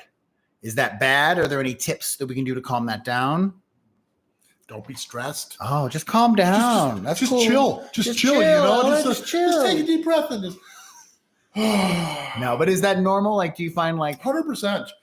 Stress is a huge factor that most piercers don't even talk about. The one time I bring it up the most is like oral piercings, and people say, "Should I quit smoking?" You know, I smoke a pack of cigarettes a day. And if you quit smoking cigarettes, just like, hey, I'm getting my tongue pierced, so I stop smoking cigarettes at all, people freak out and are crabby and are mean and they're stressed out the week after. And that's not good for your piercing either. So sometimes I tell people to try to find a happy middle ground where maybe don't smoke as many, but I'm not saying don't smoke. You know, just try to take it easy a little because tiny the bit. stress isn't worth it, really. Yeah. I swear I turned my phone down. Well, you told me to turn mine down. I did, and then here I didn't. Yours. But I apparently hit the wrong one. But anyways, back to it. Yeah, when I'm stressed out, my piercings act up. Sometimes when I get sick, my piercings act up. All these things are little factors, and you just kind of got to listen to your body. So if you're too stressed out, find a way to try to relax a little bit. And I know I need to do the same thing, being a business owner, and just calm down. Yeah, a little bit. It's tough, but yes, you're absolutely right. It is a factor. And is that something that as they heal up probably would happen less, right? It's sort of a function of the fact that they're in the middle of healing and you're stressed, probably kind of like stresses your immune system out? Really? Not always. I mean, my nipple piercings always tell me when I'm getting sick or if I'm extra stressed. Really? Always. They just get like extra irritated. I'm like, why do I have crusties all of a sudden again? Why do I, you know? And then you get a cold or something. I don't even know how long I've had them, over 20 years. Okay. I don't get any crusties. They're healed. They're done. But when I'm stressed, it puffs up, you get crusties, and it's just like, it's just raw. What's going on? And sometimes eyebrow piercings will get a little extra. Nostrils, my stretched nostrils always get extra red when I'm, Okay, so it's kind of like your body just warning you there a little bit, Ella. You're not alone. I wish it was easier, but get rid of the source of the problem, which is stress, and bumps, and things get better. Ace Who says, hey, Scott, I'm opening another shop in Michigan called Express Yourself. Is there any advice you can give for the longevity in this career? How do you make it last? How do you keep it fresh? That is the best question someone's asked in a long, long time. And in my experience, it's going to sound kind of weird, but it's not about the piercing. It's about the experience with the customer. Get as good as you can with creating a bond with that person. Even if it's for 10, 15 minutes in that room, figuring out what they do, talking about their day, what they're doing, and just having an experience meeting people. That's what keeps my love here. You can only pierce so many belly buttons and nostrils before you're just like, whatever, you know? And part of that is kind of gotten with me, but I love talking to people, figuring out who people are and what makes them happy. Ultimately, I'm a people pleaser, and my favorite part about that piercing is when they go to look in the mirror, and it's like that moment. And that's one thing I talk to a lot of people about. It's like when people do hair, like, why do you love doing hair? I mean, you can only do so many haircuts, and before, it's the same thing with piercing. It's the same thing with tattoos. It's the same thing with so many service things. Get to know your customers, develop a semi-relationship with them, you know, in that room, and make it an experience that they'll never forget. And you won't either. And that's what keeps it alive for me. I love going to work. I love meeting people, and I grow from it, and they grow from it.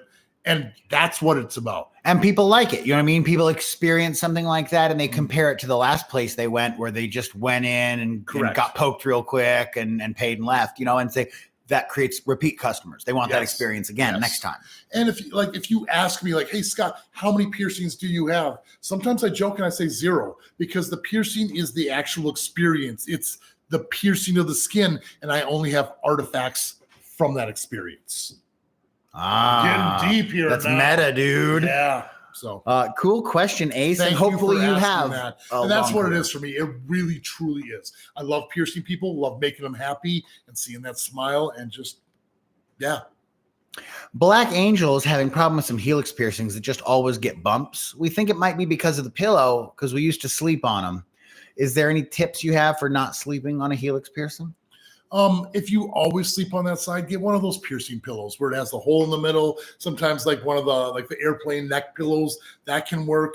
If you don't have access to those right away, I take a towel and I roll it up into like a long cone, and then I take rubber bands and I put 1 or 2 to hold it in there, and I create that cone for a pillow for my head to go in between. So it kind of creates, got to get creative sometimes. If you're going to sleep on it, protect it.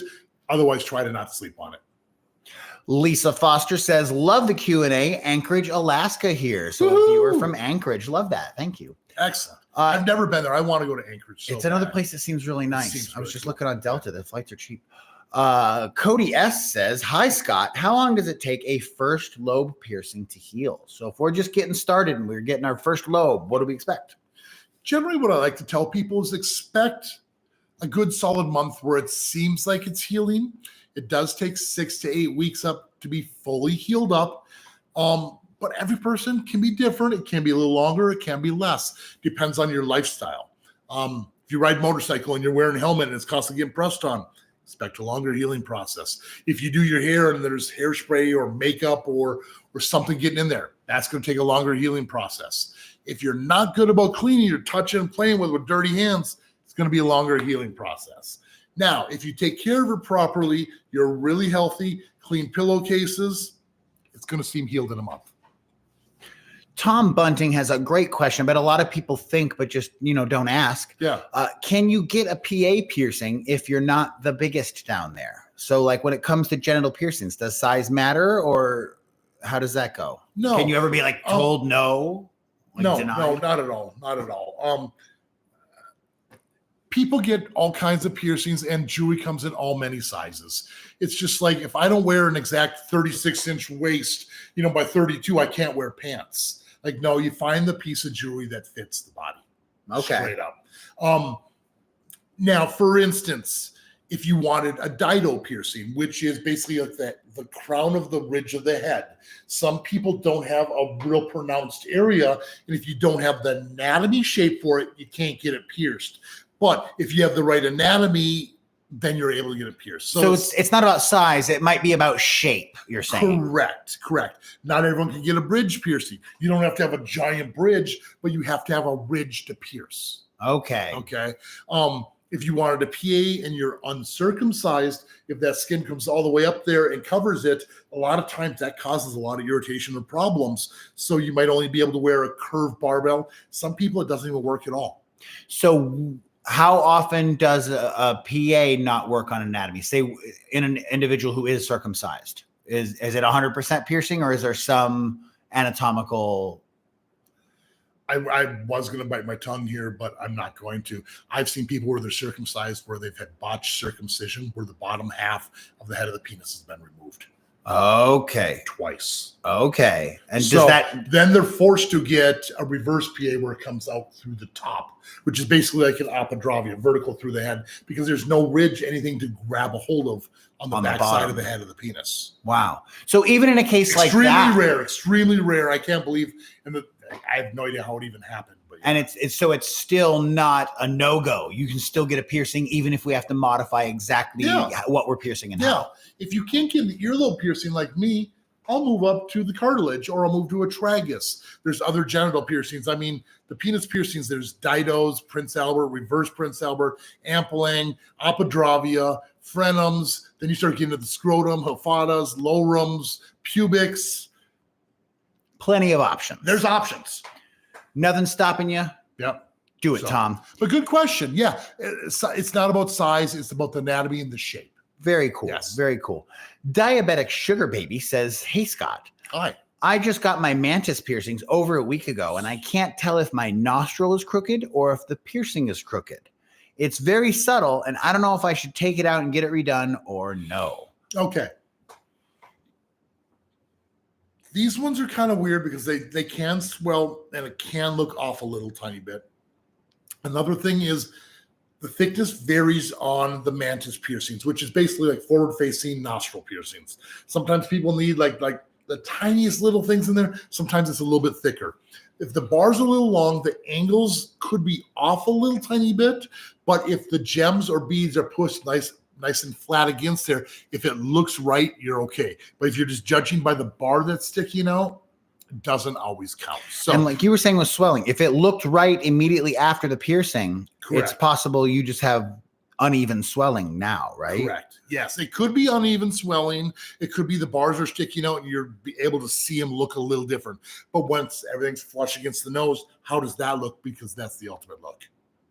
And again, with this, if we don't like it, talk to your piercer. And that would mean taking it out and getting it redone. Keep those communications open with your piercer. If you're not sure if something's right, ask them. If you're not sure about an aftercare, ask them. If you're not sure about a jewelry, ask them.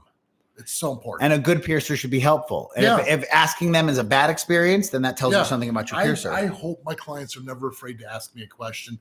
And sometimes I get some really, really personal questions, like about their sexual history and if I do this or if I can this work. And, and it's just like, can't believe I'm getting asked all this crazy. But you know what? If you don't know, I'm the only other person you can really talk to. So talk to us. Fun coincidences. Man, I opened up the door there, didn't I? Durrell, lol, OMG, I just got back from my customer giving me an aloe plant. This literally just happened. Synchronicity. It's all happening at the same time here for all of us. Just Barb wants to know if dahlias are more like a cheek piercing or more like a lip piercing. I'm going to go more with the lip piercing than the cheek piercing, because when you do a cheek piercing, a lot of times you're starting off with 3/4 of an inch, even up to sometimes a full inch. They fluctuate with swelling for a good solid year. It's a lot of work to heal a cheek piercing. Dahlias have the same thickness as a lip generally, and they generally heal about the same speed. Some people like them, some people don't. One of my counter girls here just took hers out. She's had them for a couple months. Said they just kept staying irritating on the inside. So, but some people don't like Labrets. Some people don't like eyebrow piercings too. So every person's different. But cheeks are definitely a longer healing process than dahlias. They just swell more. Dahlias are inside of right where the corners of the mouth meet, basically. Booger says, hi, Scott. Hi, Booger. Got my Labret piercing done a year ago. Everything's fine. Even though the first day I noticed it was oddly crooked where the back inevitably scratches my teeth, even after downsizing. Do we want it touching our teeth? No, we don't. Would switching to plastic jewelry be recommended? Asks maybe Booger. A little bit shorter bar. Because it should almost be like inset into your lip, just a little tiny bit. It should kind of create a little pocket inside there. Maybe going to a smaller disc. Sometimes discs are a lot wider and they should be kind of fairly thin. Sometimes you go to a smaller diameter disc. Sometimes people have 5mm discs and maybe a 3mm disc. Something smaller will be better on the inside. I always start with a larger diameter disc, but sometimes going to shorter if it's causing problems that way. But it should go into your lip and pull away from your teeth. I've never really heard you suggest trying to solve the problem with plastic jewelry, though. Never. If most plastic jewelry will still cause the same amount of problems, it's a false sense of security. If it's really that hard enough soft, to you're going damage. to bite it in half. Otherwise, if it's hard enough where you're not going to bite it in half, it's still going to scratch your enamel and your gums. So it's the size of the jewelry, not as much the material as far as the gum and teeth protection. So in Booger's case here, you think even though we've had the Labret downsized, it might need to go a little shorter yet? Can you still see bars sticking out? Just because it's downsized, there's not one downsize. Right. That's another thing a lot of piercers do is we only use one size piece of jewelry. Like, once you downsize the tongue, it always goes to a 5/8. A lot of times it's 5/8, but I brought people down to a 1/2 inch. Right. I brought people to 9/16. I brought people down to 3/8 before. Seemed a little short to me, but that's what they were comfortable with. I mean, and it depends on anatomy. Like think about anything. Like you said with pants earlier. Yeah. Someone who's 5'1" and someone who's 6'1" are not going to wear the same size pants. Yeah. Yep. So cool question, Booger. yes, thank Just you. try to get it downsized again. It should not be touching your teeth. It shouldn't be. Yeah. Maybe different jewelry, like I said. If that disc or the bead on the inside is too big, smaller. Kestrel Grace says, hi all, no question today. Just wanted to say that I really appreciate that you will say you don't know if you genuinely don't know an answer. It's true, because a lot of people will try to make something up or you know. I do my best. And that's one thing I tell a lot of my staff here at the shop is if you don't know, that's the last thing I want you to do is making something up. Say you don't know, admit it. People will respect you more and do your homework and get the answer for them. And that's what I plan on doing. Thank you for accepting my not 100% all knowledge. Yeah. Well, just honesty. It's all we can do. It's the best policy. The path to knowledge is admitting what you don't know. Mm-hmm. Miriam A is having some issues here and getting some advice that may not be ideal. Okay. We'll leave that to you. Hi, Scott. I hope you're still putting holes in your body. Hee hee. I wanted to ask you, how do I get rid of hypertrophic scarring on a conch piercing? I have a bump on the front and the back. My piercer said to use hydrogen peroxide 6%, but other sources say not to use that. What do you think? Yeah, I would say stay away from peroxide. I don't really suggest peroxide for virtually anything except for basically like closing a piercing up, and you don't even need to do that. So stay away from peroxide. If you have bumps, okay, what was it? Conch piercing? Front back on a conch. Okay. If you have a ring, switch to a stud. I know the ring is fun to look at and it has that desired look, but they don't heal. And a lot of times when you see rings, I see bump on front and back. If you're wearing a stud and you have a bump on the front and back, maybe it's about downsizing the jewelry, finding the appropriate style of jewelry. Do you have a curved barbell in there or is it a straight barbell? Because generally I tell people to wear the straight in there. It seems to work much, much better. If the bar is way too long, that's going to be moving back and forth, causing the problem. So it's probably about the jewelry. So find the appropriate size and style jewelry. Second thing might be aftercare. Hopefully you're only using a wound wash spray, which is sterile saline solution. Do you ever wear helmets? Do you wear face masks? Sometimes if you're still wearing a mask and that band goes around the back of your ear, constantly putting pressure on there. So maybe find a mask extender if that's the case. There's a good chance that the ring has a lot to do with it because people are they want that look of the ring. They want the ring, and but they just don't heal. I won't even pierce with the ring. It's just nothing but problems. So get the stud, heal it up with the stud, switch to the ring after 6 months to a year. So if you heal it completely with the stud, then it's okay to switch to the ring. Yeah, you wear just it without problems. You just can't put the ring in something that's in the process of healing or you cause these bumps. Well, we don't want a bar too long because it moves back and forth and pulls crusties inside. What about a ring? There's a whole lot that can be moving. Plus, when you're sleeping on that, whole thing is just twisting and contorting, touching, sleeping on it. It's just small type bar is the answer. All right. Will Jones, Scott, do you think you'll wear some tunnels in your lobes or will you wear mostly plugs? Also, what gauge are they and how long did it take to get there? I think I spent about a year getting my lobes up to, I think through a 6 gauge right now. Yeah, I do want to wear tunnels. As you can see, I have these flares up top. I would like to get some more for here to kind of match those. And I also have the gold ones for my nostrils as well. I just like these flares. These are Tuapa. Yeah, Tuapa nice. Jewelry. Super nice. Ace Who says, when piercing a surface tragus, I tend to move slower so that I can see my needle tent. Yep. It gets a little tough for me because I feel like there's an easier way to pierce. I freehand them. Any advice? I freehand surface traguses too. We're talking about the little flap of skin in front of the, not flap, but the flat surface here, and you're putting a surface bar in there. A lot of times the skin is really, really taut. I've never been able to get a clamp on there properly, but you need to massage the tissue as much as you can to kind of loosen things up. It separates and you get a little bit more tissue. And yeah, sometimes these piercings have to be a little bit slower to make sure you're hitting your dots and hitting your angles.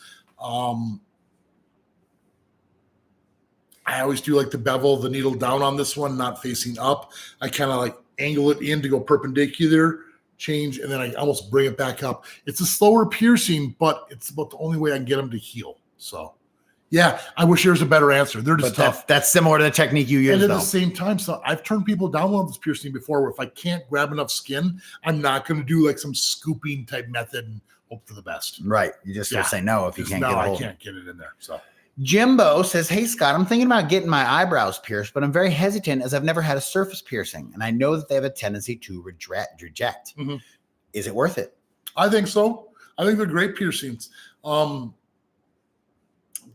If you're worried about the rejection, you'll always see the bar getting longer and longer until it rejects all the way out. It's not like one day it looks like this where you don't see bar and the next day it's laying on your pillow. That doesn't happen. So you would notice if it rejects all the way out because it would leave a big scar if it did. So if you're nervous about it, you just take it out. Now, the other thing is when you get the piercing done, a lot of times it's right on the hairline for the eyebrow. And if you take it out, the scars are pretty minimal and they kind of hide in there very well. And if your skin is real taut, if you touch it and it's like you can feel your skull, that bone right there, that increases the risk of a rejection. If you have looser skin like mine, you see how this just gets loose and it can kind of pull it out. Yeah, you're super stretchy. Yeah, it's a lot easier to heal those up. Ed Tapia says, hello, guys. Nice to see you. Welcome. Question. I want to get a Labret piercing, but I'm dead scared of gum erosion. Is that enough of a reason not to get it? Maybe. I mean, if you're that afraid of it, don't get something that could cause it. And it happens slow, though, right? If you keep an eye on your gums, you'd see it coming, right? You feel it. Okay. You totally feel it. Now, the thing is if you go to a piercer who knows what they're doing, they're going to angle it up just a little tiny bit, pulling it closer to where it touches the teeth. Now, the thing is excuse me, it shouldn't be touching the teeth once you downsize. And once you downsize, the disc kind of creates a little bit of a pocket into the back of your lips. So pulling it away from your teeth and your gums. You will know if it's rubbing up against your gums because your gums start hurting, and that's causing a problem. Don't get it so low where it's up against your gums. It's got to be up into the teeth area, and you should be fine. The bigger concern is if it's pierced properly and you downsize, is that if the bead came undone and the jewelry went into your mouth, you could bite down and chip your teeth. That's more of a concern than the gum erosion if it's pierced properly. I'm getting away from my microphone. Sorry. Was I getting quiet? I think we're all right. I think we can still hear you. I'm leaning back in my chair, getting more and more relaxed. Well, we're doing an extra long stream today. We have been an hour and a half. This is normally where we call it, but we're going to go ahead and go a full 2 hours for everyone today just because we did that crazy pantomime show for you last time. You know what? I like talking to you guys. Yeah, you guys are great. Thank you for being here. Jonas has a question about needle sizes. Is it okay to pierce with a 14 gauge needle and then put 16 gauge jewelry in? Why not? I say no because it causes extra bleeding, extra trauma to the area. You're going to find piercers who say that if you pierce 1 gauge larger, it accommodates room for any swelling so that fistula can get through on cartilage. But generally, I do the same size. And what I mean by 1 gauge is there's companies that make odd sizes. So if you want to put a 16 gauge in, you would pierce with a 15 gauge, not a 14 gauge. So it's just like a half step, so it's not as much. So it's almost a stretch the other way. Now, there's also piercers who will pierce with externally threaded jewelry, and they like this because the external goes inside the needle and like, oh, the threads never really touch the body. But the thing is if you want to remove that jewelry, the threads are touching the body. So internally threaded jewelry, and I always do same size needle, same size jewelry. That's my personal preference. Yep. Very cool. And another reason why people do that too is because jewelry transfer is easier. Sometimes you're not going to lose a transfer, but if you're worried about that, get a taper, get pin transfer pins so they go and you can't actually lose the connection. There's ways about it. It just kind of makes sense. You're poking a certain size hole and you're trying to plug it with something smaller. Yeah. You know? Yeah. And I want my customers to look in the mirror and not see blood.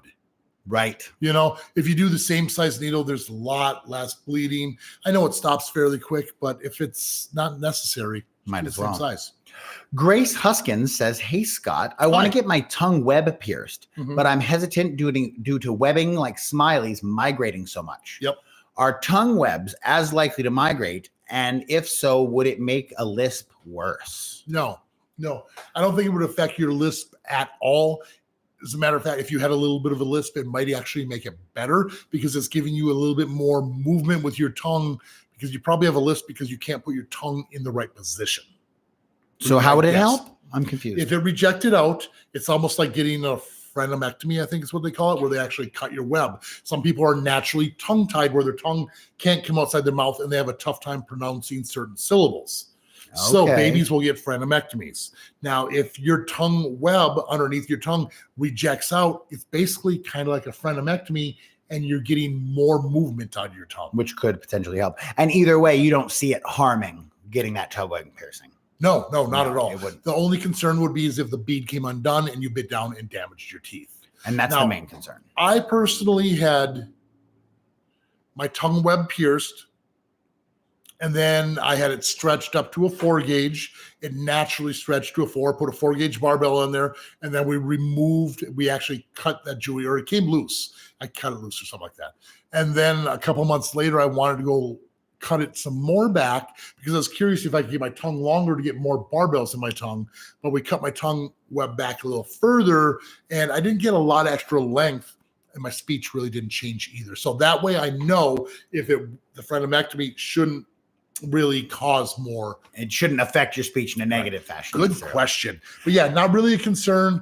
It's a possibility it could reject, but you just take it out and it's not a big deal. Right. And migrate, would it just basically migrate out? It can't really migrate to crooked. It can only just migrate a little crooked if it had to sit more comfortably in your mouth. Like if we did the piercing and you close your mouth and it sat funny, it might just kind of migrate to where it sits right. Okay. But that's not even like bad necessarily either.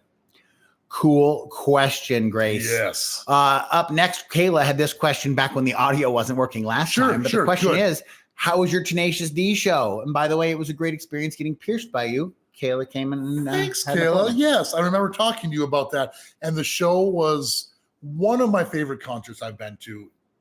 It was so fun. They're great performers. The people there were a lot of fun.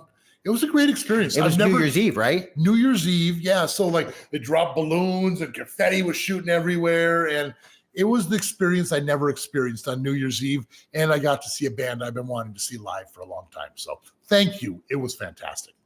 I hope you had a wonderful New Year's as well. I hope everyone had a wonderful New Year's. Can irritating your piercing by sleeping on it cause it to leave permanent damage in your ear or the surrounding area? Permanent damage, maybe by scars, not by hearing or anything. Any piercing, if you take it out, the bumps go away. The piercing should close up. If the piercing rejects all the way out, that's going to leave the biggest scar. But that would be it. Bumps, causing bumps. Terry Enby saying, yes, my ears stretch super fast also because I have Ehlers-Danlos syndrome, which means I have stretchier skin, but also the joints are looser and pop out. However, I don't stretch that fast because even with no pain, I could be doing damage I can't feel. So if my plugs are slipping out, I take them out for a few hours a day, which kind of let things relax and tighten back up. Good call. Yeah, absolutely. Again, wearing lighter jewelry or even taking them out. And even if it's ready, I didn't realize that was a thing like that. That's a natural. That's kind of interesting. Yeah. Learn something new every day. Learn from you guys too. Thank you. Thank you for letting us know that.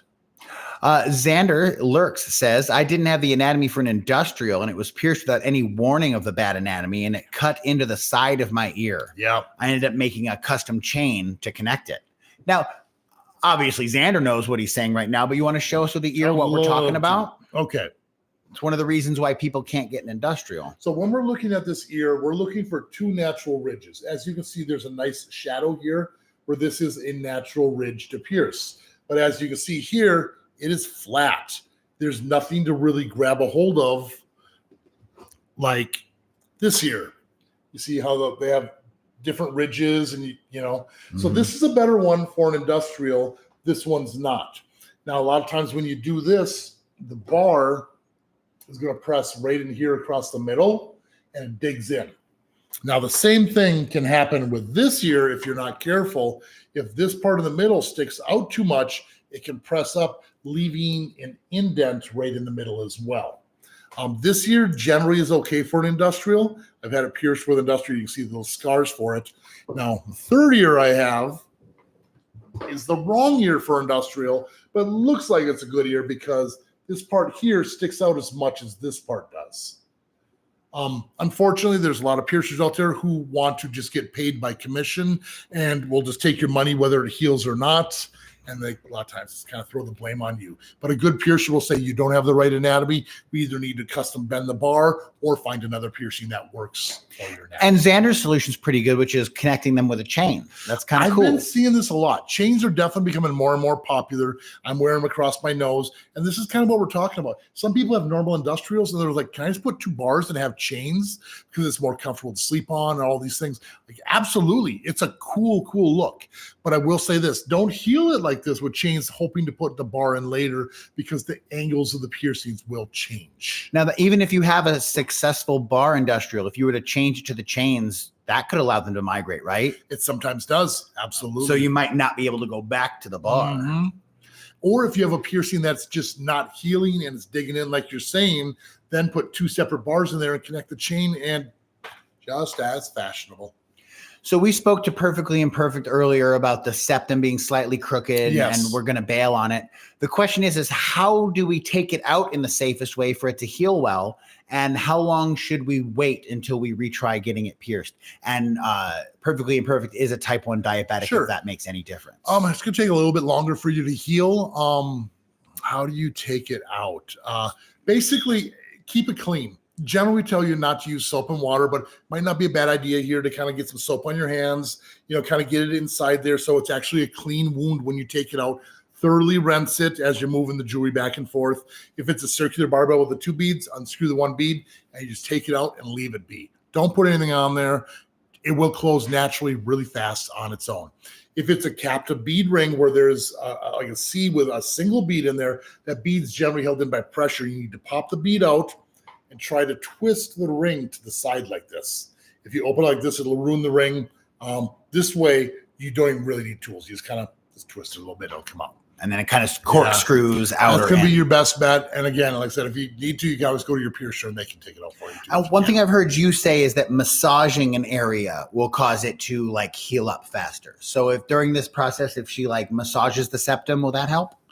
I'm going to say no. Okay. During the first couple weeks because it is technically an open wound until the scab's completely closed. And I don't want people touching with dirty hands. Generally, the massaging is for getting rid of old scar tissue that's in there already. Okay. Taking your piercing out, you're letting it go. It's already been healed. Massaging it breaks up the scar tissue. But if this is only a few weeks old, it's going to heal up anyway. Mm-hmm. Yep. And then I would say wait about a month or so, depending on how long it takes for you to heal up. Wait till that scar tissue to kind of dissipate. Generally, I tell people about a month between piercings if you take them out and let them close. Michaela Everett bringing up, like, I think what we actually talked about, the under eye scars. Never noticed them before. Are they new? They've just been. A month and a half ago, I had them re-tattooed underneath my eyes. They've been branded since 97 or 98. Been done a long time, but you couldn't see them because the tattoos had faded away. My tattoo artist moved all the way to Europe, and I had to wait for him to move back. I'm loyal. Janine Heath says, I would love to come and have you do a piercing. Not just the trust I'd have for you, but the jewelry choices that I don't have. So I have to use jewelry that I don't like. It makes me want to change too soon. Yeah. So yeah, if there's one thing we've got going on here, it's the selection of jewelry. Jewelry selection. I tell that to everyone, like, find something you're happy to heal this up in. Sometimes it takes a couple months. Sometimes it takes up to a year. So don't put in something that's just like $3 cheaper because like, oh, I'm going to save $3. You're wearing it for a year, Pick something you like. Find something you like. It's important. How often can you change your navel piercing after it's fully healed? Asks Ruth. If you're doing it on a day-to-day basis, it's going to get upset and you're probably going to cause it to reject. I would say maybe once or twice a week. Try not to overdo it and listen to your body. You know, if you're doing it every day for just a week because you're going to a club every week and you want a different belly button, cool. But if it starts getting red, put something in and you can just kind of leave it be for a while. Right. Yeah. So your body will let you know by getting sore. Yep. Will Jones, Xander replies that makes sense with the tape thing. Reddit's just so full of absolutes that it's infuriating. A lot of people are like that. Their way is the only way, and there's only one truth, and they'll shout you down. Correct. We need to start a Reddit page one of these days here. That's eventually. True. So I agree. Like, there's so many people who are just like, it's this way or no way. This way or no way. You only use the best. You only, and it's like, is it that way with everything in life? Do you only drive Lamborghinis because you can only have the best? Do you, it's I only need full raw. Our bodies are pretty resilient, pretty strong. There's a lot of correct ways as long as it's safe. Will Jones says healing piercings is crazy. I know someone who can sometimes heal a cartilage piercing super fast, and sometimes it'll never heal, even if it's done and looked after exactly the same. Exactly. One thing I like to tell a lot of my clients is if piercings typically bleed, we were talking about this earlier, normally they don't bleed, but if you get a little excessive bleeding during a piercing, especially cartilage, I say it's a good sign because you're getting all the white blood cells you need and you might be able to heal it faster. I am not encouraging people to pierce through veins. That is not what I'm saying at all, but sometimes you get a little capillary, it's not that big of a deal. Yeah. Elena Does Life had a forward helix done about 2 weeks ago. Mm-hmm. It started bleeding a lot after the first hour, and it's kind of been bleeding off and on since then, 2 weeks ago. Is that pretty normal? That's kind of long for it to be bleeding. If the bar is too long, you might need to downsize to that shorter post. I know it's a little bit early, but if it's causing that problem, you need to kind of address it. Also, what are you cleaning your piercing with? Hopefully it's just the wound wash. It's in forward helix. If you got 3 of them all up in that area at once, it does take a lot longer and it's a lot more traumatic. It may have only been one. But if it's just the one, yeah, something else is going on. Shouldn't be bleeding this long. Talk to the piercer maybe. Yep. And if it bleeds, apply pressure. Don't just let it bleed on and on for the next couple of weeks. Apply pressure 5 to 10 minutes, and that should stop the bleeding. Also, if you're bumping and irritating all the time, that could be why. So, Janine Heath says, in terms of what we were talking about with the metric conversions, just being able to say like, "Hey Google," or a word. I can't say it. She's listening. How many inches is 7 millimeters? Do it all the time for jewelry. So yeah, just be able to quick ask the assistant for the conversion. Oh, he likes that too. Light bulb just went off on my head. Like we have those everywhere in my shop, so I could totally do that. I'm using that. Thank you. They're for more than just blasting reggae, I guess. God, I love listening to reggae while I pierce. I don't know. It just makes everyone happy. Tads 111612 says, "Hey Scott, I just got my earlobes pierced at a 10 gauge. I was wondering how many times a day I should wash them and for how long." You should be generally cleaning it once a day, maybe twice a day. If you have the crusties on there and it's irritated or sore, you can go ahead and clean it. But over cleaning your piercings will cause problems. 10 gauge. It's kind of a weird size. Did you get pierced with rings? Because if you got rings, it's going to take a little bit longer to heal and you might need to clean up for 2 to 3 months. But if you got plugs or some sort of studs, you're going to see them healed after about a month to 2 months. So if you're done with crusties, you don't need to clean it anymore. If you still have those crusties for redness or irritation, continue cleaning. Fun piece of advice from Janine Heath, yes, suggesting that a spoonful of sugar will stop your hiccups. So next time. Okay. We need to get some sugar here. Yeah, we need a spoonful of sugar. Stat. Elisa Malatrasi says, "Hey guys, I had a pair of piercings, a navel and a sternum. They took many months to heal, and soon it'll be summer here, and I get sunburnt very easily. Do you find that sunscreen will irritate healing piercings if we apply it normally?" Healing piercings, yes. Sometimes even healed piercings if it gets inside there. Surface piercings are long surface bars, and that's kind of the scares when stuff gets inside there. It's hard to flush it out because like with rings or bars, you can kind of move it a little bit if you needed to, but those surface bars are stuck. So do your best. Try not to get it directly inside there. So apply it to the area still, but maybe try to avoid getting it in the actual holes. Yep. What I can say. Listen to your body. It'll tell you if it doesn't like it. Xander says, "Scott, we all love you. Thank you for being on the platform." Thanks for being here and letting me do this. I mean, if it wasn't for you guys, I'd be talking to Jared. No. Sarah Scott says, "My piercer and I have anatomy for a helix, but said it would." My piercer said I have the anatomy for a helix, but that it'd be pinchy with a stud, so that they actually advise putting in a ring to heal it. Do you think that's okay advice? It doesn't make any sense whatsoever. Studs come in many different sizes, so hopefully they have the right size for your ear. It shouldn't be pinchy. No. So that doesn't. It doesn't make sense to me. With the appropriate jewelry. If they only have 1/4 inch itty bitty studs, like, yeah, if we put this in there, it's going to get pinchy. We only have rings. It could be a lack of stock, though. They should have stock. Yes, they should have the right size. I have many different length bars because not everyone's the same size. Right. You need the options. And you have to accommodate room for swelling. I won't start people's helixes with a ring at all.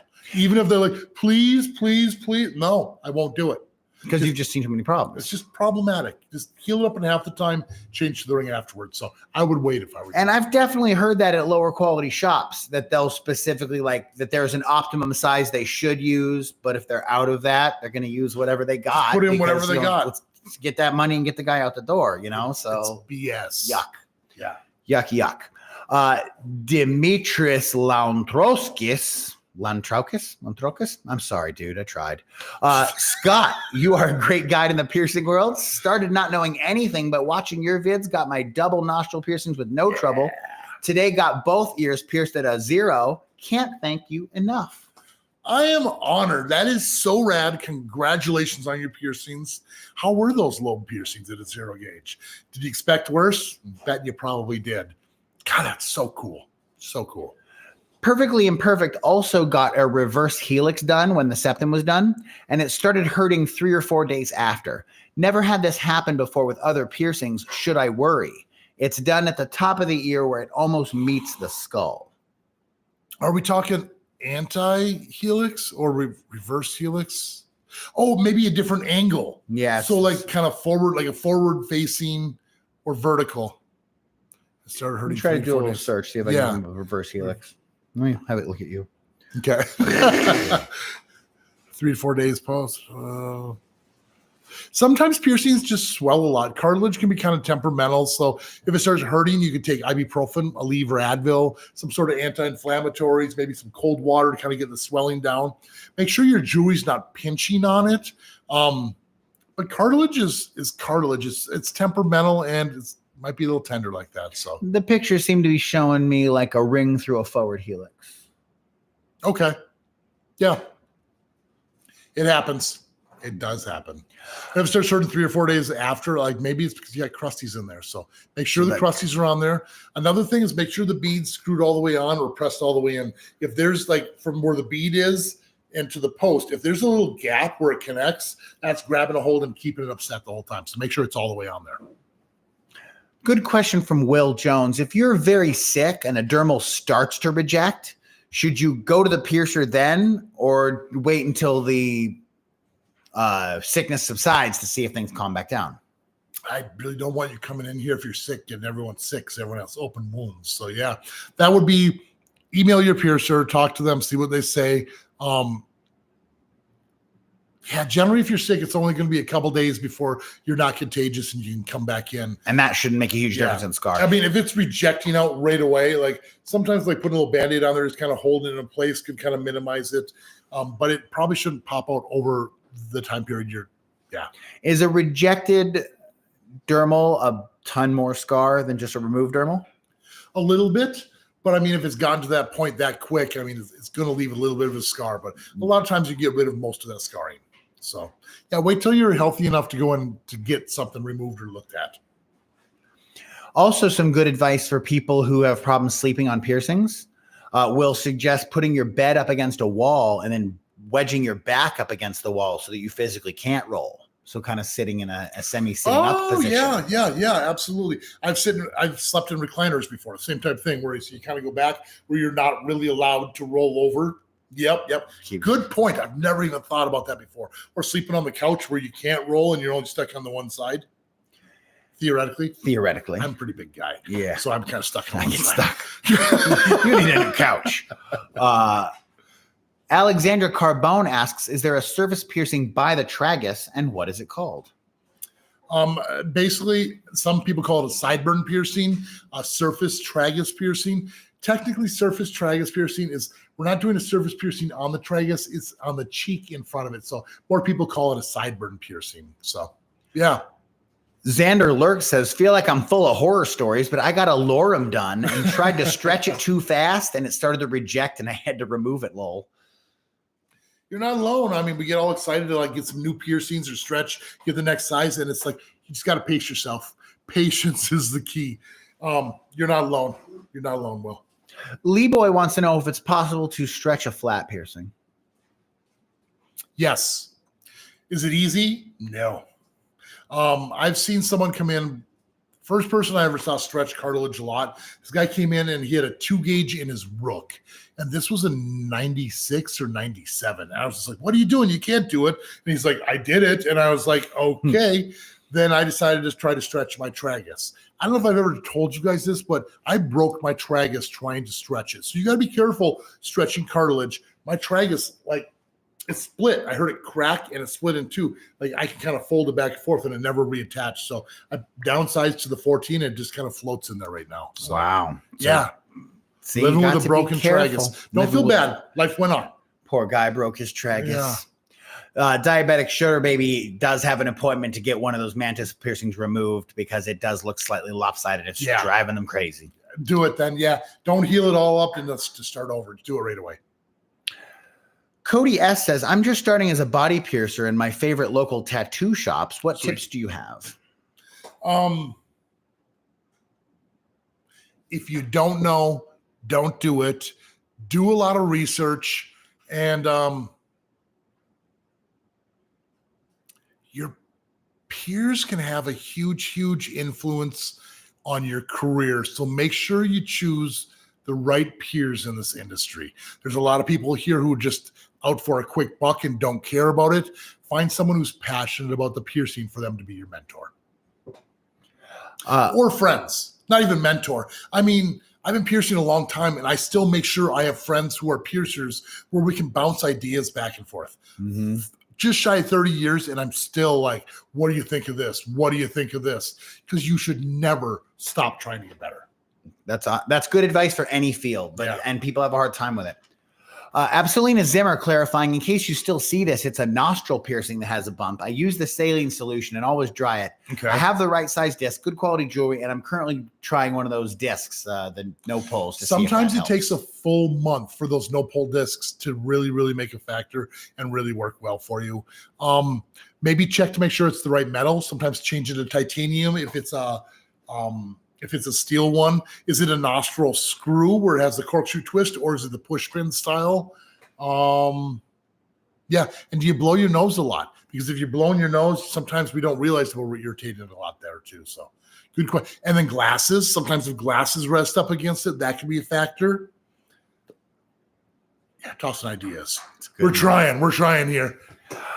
So we are at 2 hours now, so I'm just going to hit a few more questions, and we are going to get out of here. We appreciate everyone being here and giving us all these great questions. And our sound worked till the end this time. Theoretically. Jess McCready wants to know, is it common for eyebrow piercings to be temperamental during healing? Yes. Eyebrows go back and forth. They're so easy to get a lot of crusties. Those crusties get pulled in, and it's upset. So yeah, patience and keep those crusties off. New piercer Cody wants to know how deep you would pierce a bridge. Not into the bone. So it's kind of in the middle of the space you have there. Yeah. The thing is when you do a piercing, let's go to the drawing board here, Jared, if you don't mind. To the drawing board. Okay, so these are some bad examples, but when you have a bridge, you're trying to go as perpendicular as possible. In a situation like this, as you can see, that was a bad. Let's try that one again. Now I can trying to draw straight and better. Anyways, you can see these are kind of the same angle, so it doesn't need to be as deep as long as you're as perpendicular as possible. Now, in a situation like over here, this is kind of hitting these angles, like as you can see right here and here. Those areas are going to be shallow and it's going to reject. Then you would need to go deeper to try to get more perpendicular as opposed to. Does that kind of make sense what I said there, Jared? Yeah, kind of, especially to a piercer, just that you're trying to get that 90-degree angle, and it's tough if you're shallow. Correct. Now, also, if we're looking at this one, if your bone is coming all the way up like so, you can only go not that deep, just in front of it. You can't pull all this tissue up and then pierce it deep, because it naturally wants to go in and it's going to want to go through the bone, and that's where you get bone erosion. So the barbell should sit naturally as deep as possible without resting on the bone, and it should be as perpendicular to the skin as possible. That's why it's a really anatomy dependent piercing. And also you feel up and down on the skin. Some areas have a deeper dip, so it doesn't always go exactly where they want it. It's where it works. So let's just get one more in today. There are a ton of questions we did not get to today, and we will try to get to you next time. Please come back and visit us again. When are we streaming again, Scott? 2 weeks. 2 weeks. 2 weeks we're streaming again, so make sure you're here. We stream on Wednesday at noon. Was it Eastern time? Eastern. No, we're on the Pacific Coast. We're here in Las Vegas on the Pacific Coast. It's all right. So many time zones. Is it Mountain Time or Pacific? Nope, that's Pacific time. Pacific. I don't even know where I live. Yeah. Well, right around noon is when we kind of start. We do about an hour and a half. Get here early to get your questions in. Super chat stuff always bops right to the front of the line to get those questions answered. If you're not subscribed or hit the like, hit those buttons. And actually, let me just take a moment to say, I said it earlier. I want to say it again. One more time, because it means so much. Yeah, last time we got the sound off and people were trying really hard to let us know that we were sitting here looking silly with our mouths moving but no sound coming out. And people were even super chatting us. I wanted to take the time to make sure to thank Kayla and Tiffany Justice and Kirby Barcena and Joshua Williams and Kestrel Grace and Fiasco, because you all gave money to try to tell us what was going on. And that is awesome. Everyone is awesome. We appreciate that. You guys are all the best. We love you all. And of course, another 2 weeks we'll be doing this. So in the meantime, keep putting holes in your body. See you all in the next video.